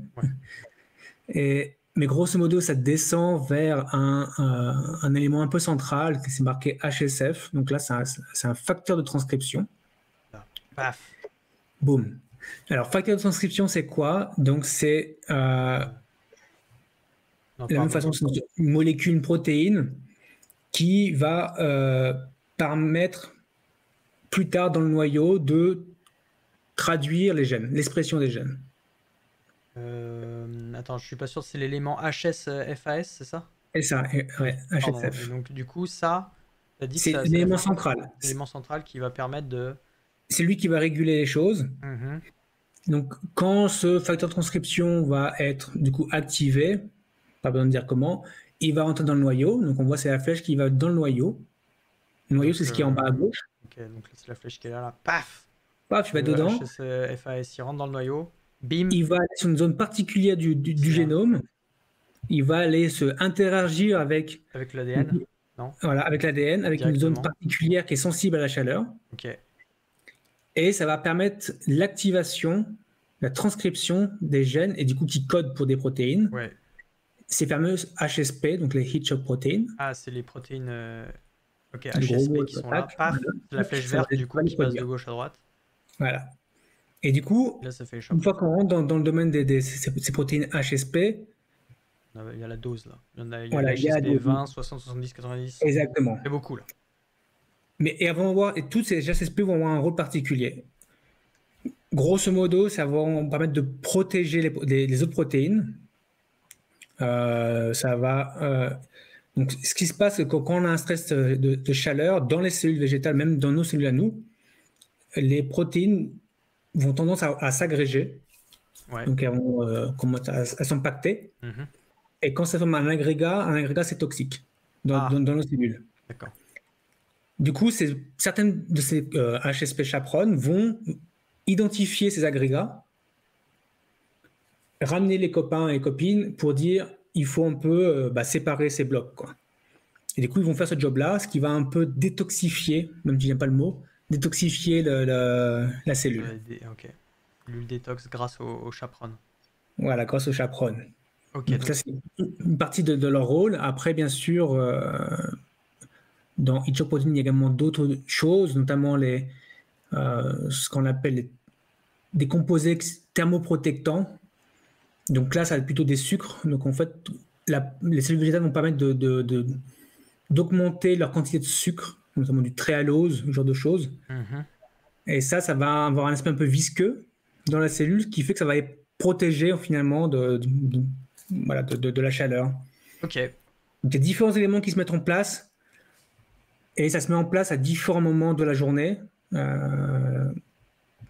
Donc là, si tu veux switcher sur la diapo, c'est laquelle? Ah, c'est celle qui s'appelle Tips, blablabla, D21. Ouais. Et donc déjà pour résumer, ceux qui ont peut-être éventuellement décroché. Non, t'inquiète, non mais je le fais tout le temps. à tous les instants pour essayer de raccrocher les wagons parce que moi je pense avoir compris. Mais l'idée c'est qu'on a un stimulus, donc la chaleur qui arrive et qui va activer, on va dire, certaines parties de la cellule. Il va y avoir du calcium qui va rentrer et après ce calcium-là va déclencher toute une série de réactions Tout à fait. qui va en cascade, donc c'est ce que tu as expliqué un peu tout à l'heure, eux-mêmes déclencher de nouveaux mécanismes et de nouvelles réactions entre différents constituants, différentes protéines, etc. Pour former finalement, un des buts, c'est produire les protéines chaperones. C'est ça. Et une fois qu'elles sont produites, ces protéines chaperones, elles vont être un peu, elles vont faire les compagnons ou compagnonnes. Elles vont pouvoir justement accompagner certaines autres molécules et permettre à la plante de mieux gérer l'augmentation de chaleur, par exemple en desserrant les agrégats qui peuvent être toxiques, comme tu l'as dit, ou la deuxième chose, c'était oui, Il y la a une production viscosité, voilà, la produire du viscosité. sucre, c'est ça? Ouais, produire du sucre. Produire du sucre pour pouvoir mieux encaisser le chaud. Ouais. Voilà, bon, c'est grossièrement parlant, mais ce qu'il faut retenir, c'est que voilà, c'est un système relativement complexe où il y a quand même plein d'acteurs en jeu, mais un des acteurs principaux qui est produit du coup à la fin, c'est ces fameuses heat shock protéines pour les C'est ça. protéines chaperones du coup jouent un rôle essentiel. Et donc là, tu veux nous montrer un autre petit graphe qui Ouais, est du coup le, l'évolution de la production relative amount, la production de différentes espèces, de différentes protéines en fonction de la journée, de l'heure de la de la journée. journée. En gros, c'est un peu un modèle. Alors, c'est un grand mot dire modèle parce que j'ai pas fait vraiment des équations derrière. C'est par rapport à ce qu'on connaît de la littérature, quand est-ce que les choses se produisent. Ouais. Donc en pointillé, en rouge, c'est la température. Donc typiquement dans une journée, encore plus durant l'été, on sait que le pic de température va être aux alentours entre midi et 14 heures. Ouais, d'accord. En gros, 15 heures, peu importe. Mais en gros, donc la température va monter graduellement. Donc Et ce qui fait que pour juste produire... 2 AM, c'est 2 heures du mat, et 2 PM, Ouais, c'est 2 heures de l'après-midi, hein, juste au cas où, pour ceux voilà. qui n'ont pas l'habitude d'écriture. Et ce qui fait que quand on réfléchit à, OK, mais pour produire une protéine, en réponse à un stress, il faut d'abord le sentir, le stress. Il faut d'abord avoir la perception. Ouais. C'est pour ça que finalement, la perception de la chaleur se fait très tôt. Elle se fait ouais, au début de Dans la la journée, matinée. quoi. Dès qu'il y a les Ouais. premiers rayons de soleil, en fait, qui viennent réchauffer la Très, plante, quoi. très tôt dans la matinée. Et finalement, c'est aussi c'est par rapport à ce qui s'est passé la veille. Et après, il y a même d'autres mécanismes plutôt sur la saison. Donc tout ça se combine. Mais là, sur la journée, donc la plante va pouvoir sentir des degrés très faibles, de 0,1 degré d'augmentation, ça suffit à déclencher le mécanisme de la perception. Ouais. Après, bien sûr, il faut valider ce mécanisme. C'est pour ça que si la température continue à augmenter, et ben, la perception également devient de plus en plus, entre guillemets, fine. Tu fais, ah ok, donc la cellule végétale commence à, entre guillemets, comprendre que là, il va vraiment faire chaud l'après-midi. Ouais, c'est ça. Ce qui fait, ça va déclencher la production du coup d'ARN messager pour ces fameuses HSP. Donc là, c'est la courbe verte. Verte. Le bleu, c'est juste sentir que ça chauffe. Après, en réponse, en vert, on se met à produire du coup ce que tu as évoqué tout à l'heure, l'ARN messager, un des éléments qui va servir à faire toute une cascade de réactions. Et ensuite, en décalage, c'est la traduction en protéines, notamment certaines qui sont ciblées par rapport à ce stress. Donc là, on a d'un côté, c'est chaperon. Puis d'un autre côté, il y a d'autres trucs par rapport au stress oxydatif, dont je n'ai pas parlé. Mais c'est complémentaire. D'accord, c'est un autre mécanisme. Ouais, on peut trop rentrer dans les détails, mais ok. Donc on voit qu'après, ces protéines, donc la courbe qui est un peu dorée, à dur, surtout, à dur. Ouais, elle dure, c'est ça. C'est que même après la fin, même la baisse de température, en fait, c'est maintenu un peu au cas où, quoi. C'est ça, c'est en mode pour Exactement, c'est un genre de mémoire finalement. Un effet mémoire. Ok. Donc oui, les protéines chaperones restent dans la plante, même si même si ça se Exactement. Ça peut... Mais ça veut dire que dans le jour d'après, il restera quand même des protéines chaperon. Exactement. Il en restera au moins un certain niveau Oui, bien sûr.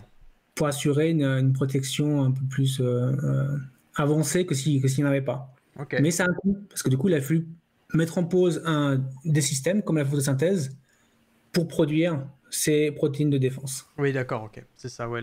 Produire des. Il faut choisir, encore une fois, pour revenir Ouais. au message que tu avais dit Faut tout à l'heure, choisir. il faut choisir entre se défendre et donc produire des protéines chaperon ou utiliser l'énergie à disposition pour sa propre croissance. C'est Et super. Ouais, ce vas-y. coût est tellement important pour la plante que finalement, toute la responsabilité est sur la partie perception. Il ne faut pas se Ouais. tromper. Il ne faut pas se tromper de savoir. Enfin, la plante ne peut pas se tromper. Sur la partie bleue, là, sur le signaling, c'est ça, là. Ouais, Attends, c'est ça exactement. qui est crucial, en fait, pour savoir si on déclenche vraiment ou pas Exactement. la production de la défense. Parce que Ouais. justement, ça c'est intéressant, et j'allais rebondir là-dessus, c'est que en fait, il peut y avoir d'autres sources de chaleur autres que juste les rayons du soleil. Si Ouais. un être vivant passe, moi j'en sais rien, si un animal, par exemple, urine avec son urine chaude sur une plante, la plante, elle va avoir la sensation de chaud, mais Ouais. du coup, elle va peut-être pas, justement grâce à son système de signalement qui est un peu prudent, quoi, et qui met pas tout de suite tout en place, elle va pouvoir se rendre compte que c'était juste une augmentation locale de température, mais qu'après, c'est pas le cas, donc elle Exactement. va pas se mettre à faire plein de molécules chaperones, etc.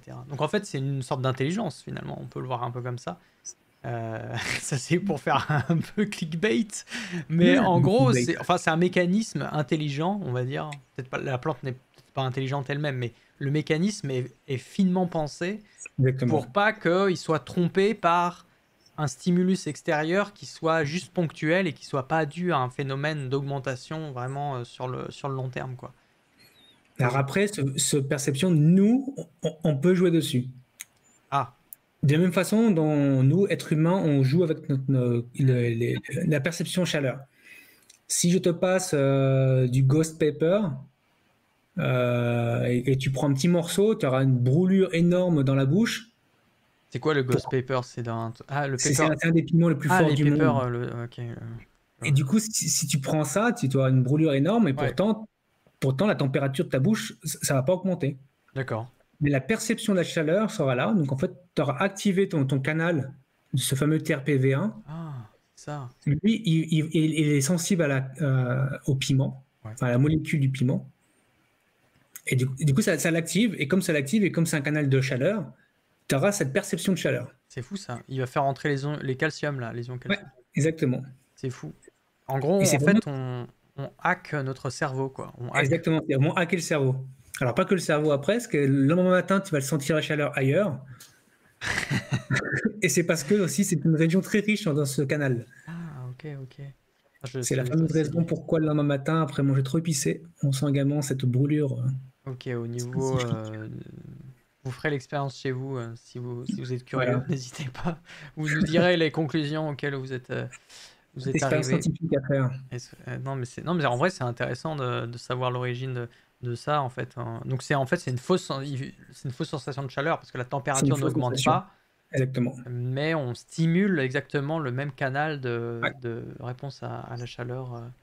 Ouais, c'est cool, c'est stylé. Il y avait une bonne question là de Better Life sur les cactus. Parce que tu disais que faut décider dans la vie, soit on met des mécanismes de défense, ou soit on utilise l'énergie pour sa croissance. Mais c'est vrai que dans les endroits où il fait très chaud, la plante, on peut se dire qu'elle est tout le temps en train de se défendre contre la chaleur. Donc comment elle fait pour pousser, tu vois? Les cactus, En ils fait, ont autre chose. elle a d'autres mécanismes.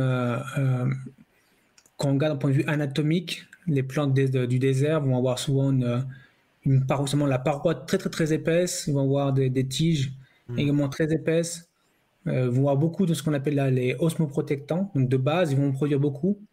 C'est pour ça que c'est un peu gélatineux, c'est comme si on coupe le Ah, cactus. d'accord. Oui, c'est vrai, quand on coupe ce genre d'espèce, on a l'impression que c'est. Oui, c'est visqueux à l'intérieur, gélatineux, comme tu Donc de dis, oui. base, voilà, c'est leur évolution qu'a voulu ça, qu'ils ont ce mécanisme-là qui est majoritaire. Par contre, ils vont quand même avoir un shock response, mais du coup, la perception de chaleur, elle sera décalée finalement. Ça sera probablement pas Ah oui, 30 leur seuil. degrés. Ouais, c'est ça. Ouais, le seuil sera plus haut. Ils ont un seuil d'activation, on va dire, de leur mécanisme qui est plus élevé. Donc ils Ouais. peuvent résister, ils peuvent ne rien faire avant un petit moment, quoi. Ok. Ok, je vois, c'est vraiment stylé en tout cas. Moi, j'ai l'impression d'avoir assez bien compris. N'hésitez pas dans le chat à dire si ça vous a plu, si vous avez, si vous avez aussi compris ou si au contraire il y a des choses sur lesquelles vous voulez revenir. En tout cas, Parce que ouais, belle sinon, présentation. tu peux montrer la vidéo. Parce que là, Ah, la du coup, vidéo, c'est. ben oui, vous qui êtes restés, merci. On va, merci aux 40 viewers qui sont encore là. Euh, Après l'effort, le réconfort finalement. C'est comme à l'école, tu sais. On adore voir les vidéos, c'est le moment du film. C'est le film, c'est pour vous, c'est pour la commu. C'est pour vous faire plaisir. Vous qui avez patienté jusque-là, on va pouvoir voir une petite vidéo. Ah, Peut-être qu'il faudrait que tu l'avances un petit peu comme ça à la main pour que Ouais, ça ouais, ouais. aille plus vite. Bah Mais... après, ou tu peux commenter en même temps. C'est bon, vous êtes prêts pour la vidéo, les enfants? N'hésitez pas à dire dans le chat hein, si vous êtes chaud pour une vidéo. C'est pour vous, c'est cadeau. Alors là, contexte de la vidéo, je mets play, tu peux expliquer qu'est-ce que c'est que cette vidéo là? On filme une plante, j'ai l'impression. Alors voilà, donc c'est une plante qui a été du coup OGM, qui a été modifiée en laboratoire. On a introduit on appelle ça un rapporteur fluorescent Ouais. dans la plante. Et donc sous une caméra presque classique, qui permet de détecter cette fluorescence, on peut voir comment justement le calcium se propage, est activé et se propage. Donc là, il y a juste dans les Ouais, premières dans les secondes, premières secondes. c'était notre contrôle à nous. Donc ce qui est très connu, c'est que c'est la blessure d'une plante, notamment par un herbivore. On sait que ça va activer le calcium et le calcium on va voir au fur et à mesure des secondes se propager à travers la vasculature des plantes d'une feuille à une autre. Ok. Là, c'est toi qui as filmé, c'est toi qui as fait la vidéo? Et C'était un temps, ouais. comment vous avez stimulé? Est-ce que vous avez croqué dans la plante avec vos dents comme ça pour simuler Donc l'herbivore? là, c'était un genre de Vous avez... comme une fourchette qui permet de pincer et de simuler une morsure. C'est trop marrant ça. Ouais, vous avez pas vraiment mangé la plante quoi. Non, non, mais on pourrait dans l'absolu. Donc là, après, ça se déplacer. Et donc là, on va tester. C'est vrai que ça s'illumine quand même. Ça s'illumine un Voilà, peu. on va avoir dans un premier temps une goutte d'eau. Donc là, ce sera une goutte d'eau. Alors, la goutte d'eau, elle apparaît quand? Je vais un peu accélérer Bientôt, ça va effectivement. arriver. Ah oui. Donc là déjà, on peut voir que ça c'est bien illuminé. À Ouais, l'endroit effectivement où il y a eu la stimulation, on voit les veines entre guillemets. Ça s'appelle exactement. comment? C'est les canaux, les réseaux de Dans circulation, ces c'est ça? vasculatures, donc, on aura le phloème et le xylème. Et Et donc là, boum, je voulais juste ouais, donc c'est bien le calcium qu'on voit, c'est ça? c'est le Se calcium. Parce que le propager. rapporteur indique le calcium. Donc en fait, la plante, c'est ce que tu as expliqué tout à l'heure, les cellules laissent rentrer le calcium en masse pour pouvoir faire déclencher toutes les réactions qu'on veut bien. Très bien. Donc là, deuxième partie de la vidéo. Attention. Là, qu'est-ce qu'on fait? On met une goutte, c'est ça? Une goutte. Alors, la goutte. Est-ce qu'on va la voir arriver?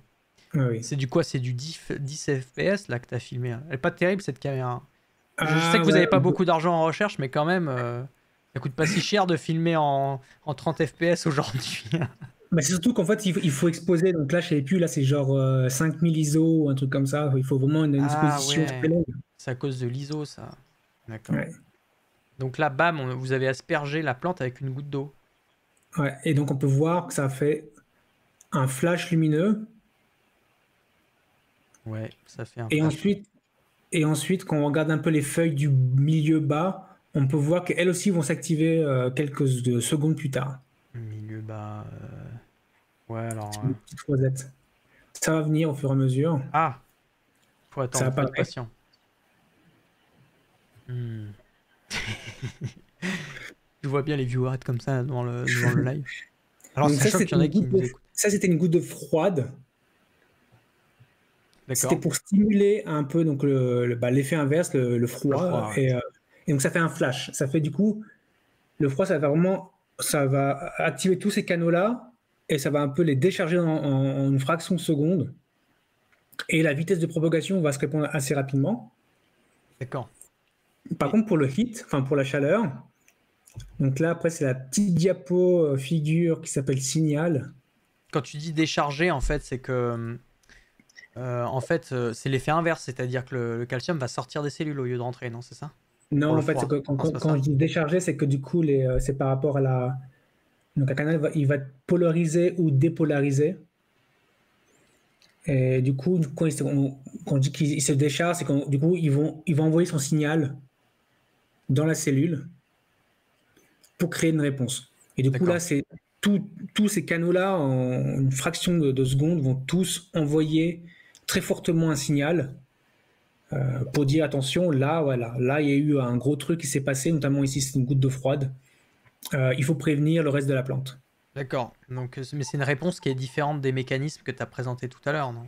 Oui, pour le Oui, oui. froid, oui. C'est pour Oui, c'est ça, pas la même chose, on est la d'accord. comparaison avec le chaud, ça sera dans la figure signal. Dans l'épisode. Ah non, j'ai cru que tu allais dire au prochain live. Ah, Oui, c'est la figure signal. Il y a une figure qui s'appelle signal. ouais, C'est pas il y a, transcripto. Non, c'est pas ça. non, Diaposchema. Je crois que je l'ai pas, hein. signal, je n'étais pas mise. Non, je crois pas. Ou alors je l'ai pas téléchargé. Bien Parce que dommage ça. grosso modo, c'était la même plante, mais cette fois-ci avec une goutte d'eau chaude. Ah, c'est une vidéo. Ah non, mais c'est la Pas une diapositive vidéo, 6, non? c'est Ah une non, image, ouais. c'est une image. Température. Non, ça c'est la température de la plante. Ah oui, pardon, signal. Non, mais je suis aveugle, excusez-moi. C'est lundi soir, hein. Je sais pas pourquoi j'ai pas vu. C'était devant mes yeux. Très bien. Donc le signal. Magnifique figure. Hop, Donc ça. là, c'est la même plante que ce qu'on a vu avec le froid. Cette fois-ci, donc on a mis la goutte d'eau chaude, donc c'est le cercle en rouge. Alors, attendez, je vais un peu mieux cadrer l'image parce qu'on voit pas trop. Voilà. Ok, donc là, c'est les images du film. T'as dit, pardon, Le cercle rouge, le c'est cercle là où rouge. on a mis la goutte d'eau chaude. D'accord. Ok. Et ensuite, on regarde à deux endroits différents. Donc le cercle vert et le cercle, enfin, Ouais, le bleu et le vert, bleu. quoi. Ok.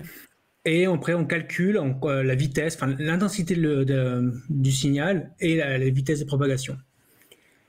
Mais grosso modo, là, ce qu'on voit, c'est que déjà, on n'a pas ce flash qu'on a vu avec le froid. Quand on stimule en mordant, Ouais. là, c'est ça? Ouais. On n'a pas ce flash lumineux qu'on a vu auparavant, Ouais. qui déjà indique que la réponse est différente. Hmm. Ensuite, il y a la vitesse. Donc là, grosso modo, si on regarde la feuille qui était la plus éloignée, donc c'est le vert, le cercle vert. En fait, j'arrive pas trop à comprendre l'histogramme en bas, là. Relative intensité.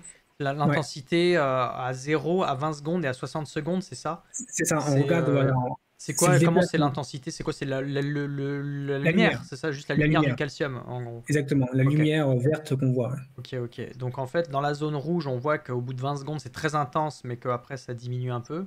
C'est ça. Alors que pour le vert et le bleu, Ça ça augmente. augmente, mais progressivement. C'est-à-dire que c'est vraiment au bout de 60 secondes qu'on a une intensité Voilà. plus élevée. D'accord.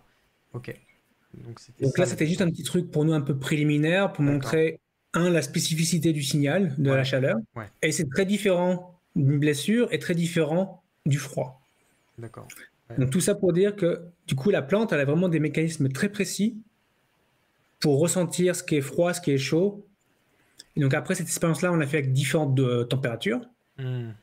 Et on a pu revalider qu'effectivement, la plante peut sentir finement quelques 0,1, 0,2 degrés de température. Ah, c'est comme ça que tu évalues en fait la sensibilité, à quel point ça peut être un bon capteur de température, quoi. 0,1 Ouais. près, chapeau à la Et plante, surtout, quoi. comment ça se déplace dans la plante après. Donc après, on peut voir que le signal se propage de feuille en feuille. Ouais, ok. Contrairement à. Et ce qui est important pour après avoir la réponse complète. Comme tu as dit, si c'est juste un truc qui est très localisé de quelques secondes ou quelques minutes, Hmm. c'est peut-être pas un signal qui est suffisamment fort et important pour que la plante investisse dans ce processus de défense. Ouais, ouais, j'imagine. Et donc, toi, tu t'intéresses vraiment plus à, voilà, à l'effet de la température, alors que la stimulation mécanique, on va dire, ça, c'est pas un phénomène dont tu t'intéresses beaucoup, ou du Non, moins ça c'est biotique, c'est ce qu'on appelle le wounding, donc la la blessure. blessure. D'accord. C'est un stress aussi qui est beaucoup étudié, notamment avec les herbivores. Mhm. Mais c'est très différent. Du coup, les processus de défense sont vraiment très différents.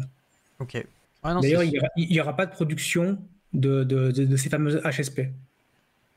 Ah ouais?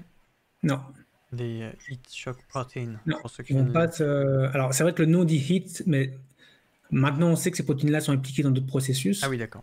Pas que la chaleur. Mais ça n'empêche pas qu'elles ne sont pas impliquées, par exemple, dans le wounding. Ils ne sont pas impliqués dans le cold également.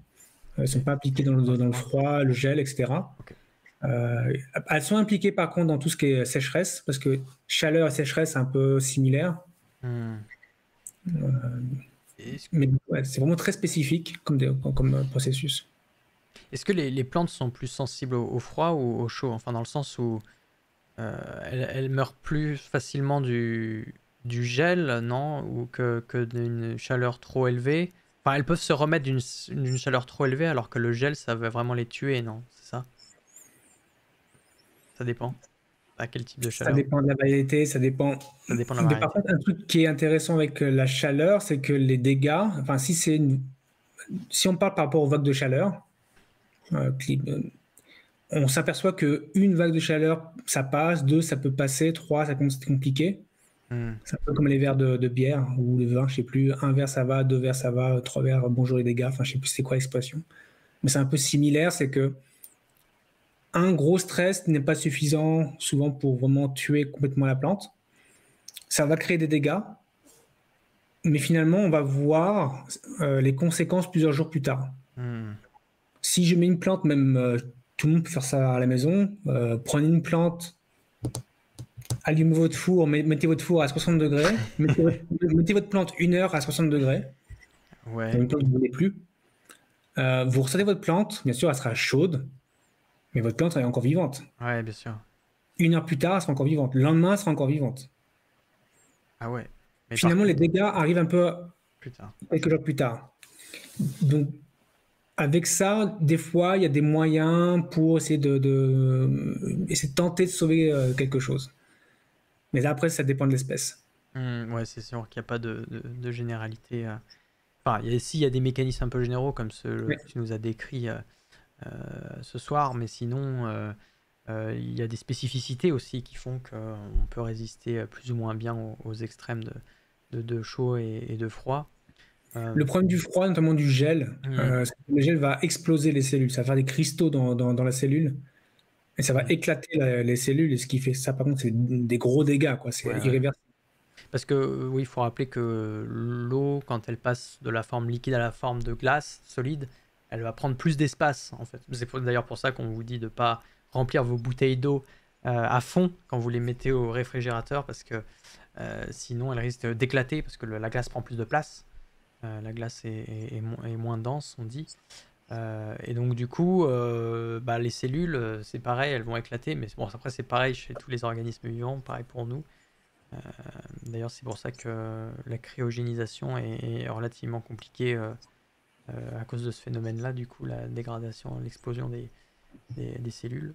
Donc, ouais, le gel est assez mortel, quoi. Euh, donc, en hiver, on arrose plutôt à froid, à l'eau froide, tiède ou chaude. Question technique, question pratico-pratique, Moi, je dirais à température ambiante. Ouais.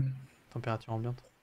Parce que, en fait, la plante, est déjà dans la température qu'il faut. Enfin, il vaut mieux, oui, c'est ça, lui mettre une température d'eau qui correspond à la température dans laquelle elle est. Comme ça, elle ne reçoit pas de stress, ni de froid, ni Ouais, de chaud, en fait.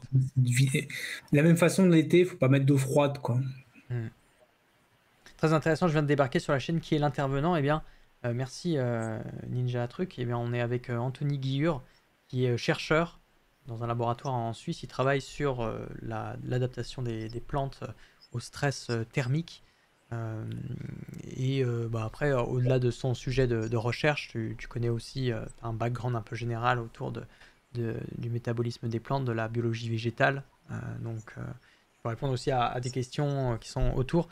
Surtout qu'aussi, au début du stream, on a pas mal parlé du dernier rapport du GIEC et des questions autour de justement de l'impact du réchauffement climatique sur nos amis les plantes. Et justement, pour revenir un peu là-dessus, parce que j'y pensais, on parle beaucoup des conséquences négatives, parce qu'en fait, il y en a principalement, on va dire. Mais de mémoire, pour avoir lu en live, et je continue de le faire de temps en temps, pour avoir lu en live le rapport, le résumé du rapport aux décideurs du rapport du 5e rapport qui est sorti en 2014, il me semble qu'il disait que les zones glaciaires reculaient et parce qu'il y a des endroits où ça se chauffe et où ça se réchauffe, mais du coup il y a aussi des plantes, des endroits où normalement il n'y avait pas de végétation, et il y a des endroits où au contraire la végétation arrive et se développe. Donc je me demande si finalement le monde végétal va pas quand même réussir à se débrouiller malgré le réchauffement climatique.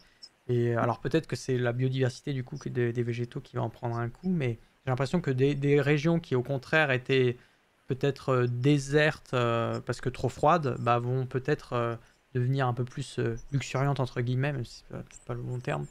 Je sais pas. Ça risque d'arriver effectivement qu'il y aura une recolonisation des terres qui étaient inoccupées Hmm.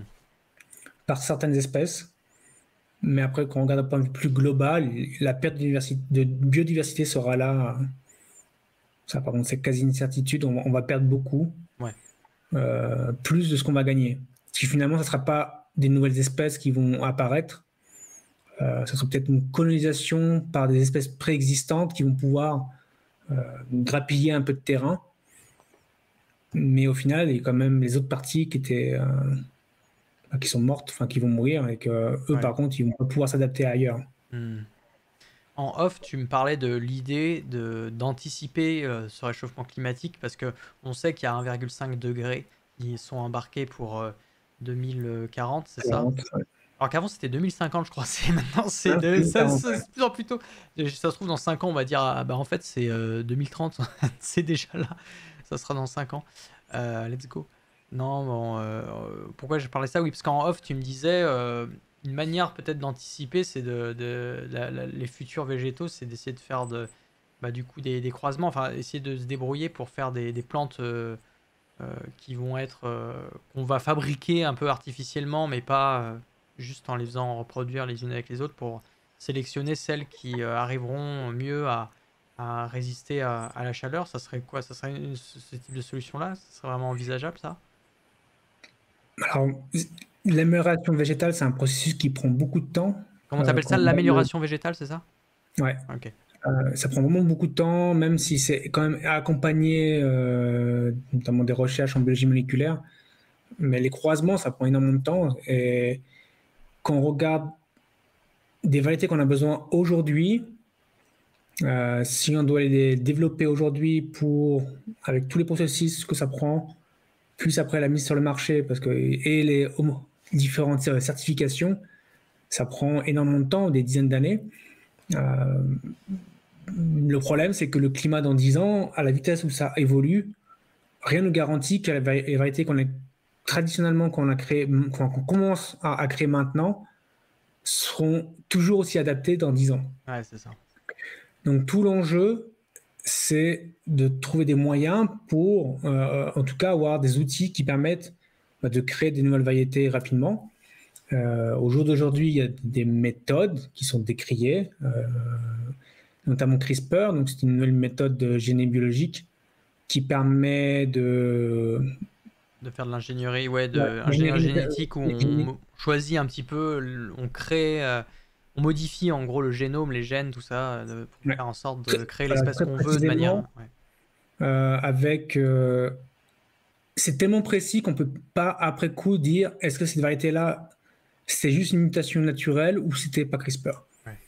Donc notre précision il est à ce niveau-là. Et c'est vrai que par CRISPR, potentiellement, en tout cas à l'échelle d'un laboratoire de recherche, on peut créer des variétés qui résistent, en tout cas qui sont mieux tolérants à la sécheresse, à la chaleur, aux pathogènes, parce que bien sûr, du coup, comme je l'ai expliqué dans une des diapos, c'est que c'est un ensemble, c'est l'effet cocktail, hein, il y a différents éléments. Ouais. Du coup, c'est pas bien de tabler juste sur un stress. C'est ça. Du coup, il faut des variétés qui sont résistantes à plein de trucs. Parce que là, on n'a parlé que de la chaleur pendant toute la soirée, alors qu'en fait, il y a une palette de stress extérieur et en plus Exactement. de stress aussi biologique, biotique, comme tu disais, qui peuvent jouer un rôle et contre lesquels il faut se protéger. Parce que effectivement, je me disais là, par rapport à ce que tu disais, ce que tu as dit ce soir, avec CRISPR, donc cet outil, cette sorte de ciseau moléculaire qui permet en fait de modifier l'ADN, grossièrement parlant, hein, on va pas rentrer trop dans les détails, mais qui permet en fait de faire votre OGM comme vous le voulez. Pourquoi on pourrait pas justement modifier l'ADN de sorte à faire de sorte à ce que par exemple oui, la plante permet le canal là, qui permet de faire rentrer le calcium et donc après de faire tout ce tas de cascades de réactions et créer les molécules chaperones. Je ne vais pas rentrer dans les mécanismes, mais en gros on pourrait jouer là-dessus. En fait on pourrait jouer. Est-ce qu'on pourrait jouer à l'échelle du gène de l'ADN pour que on favorise ces réactions métaboliques là, toutes ces réactions qui permettent de mieux résister à la chaleur. Ça peut être une sorte de, enfin, c'est une pseudo-solution.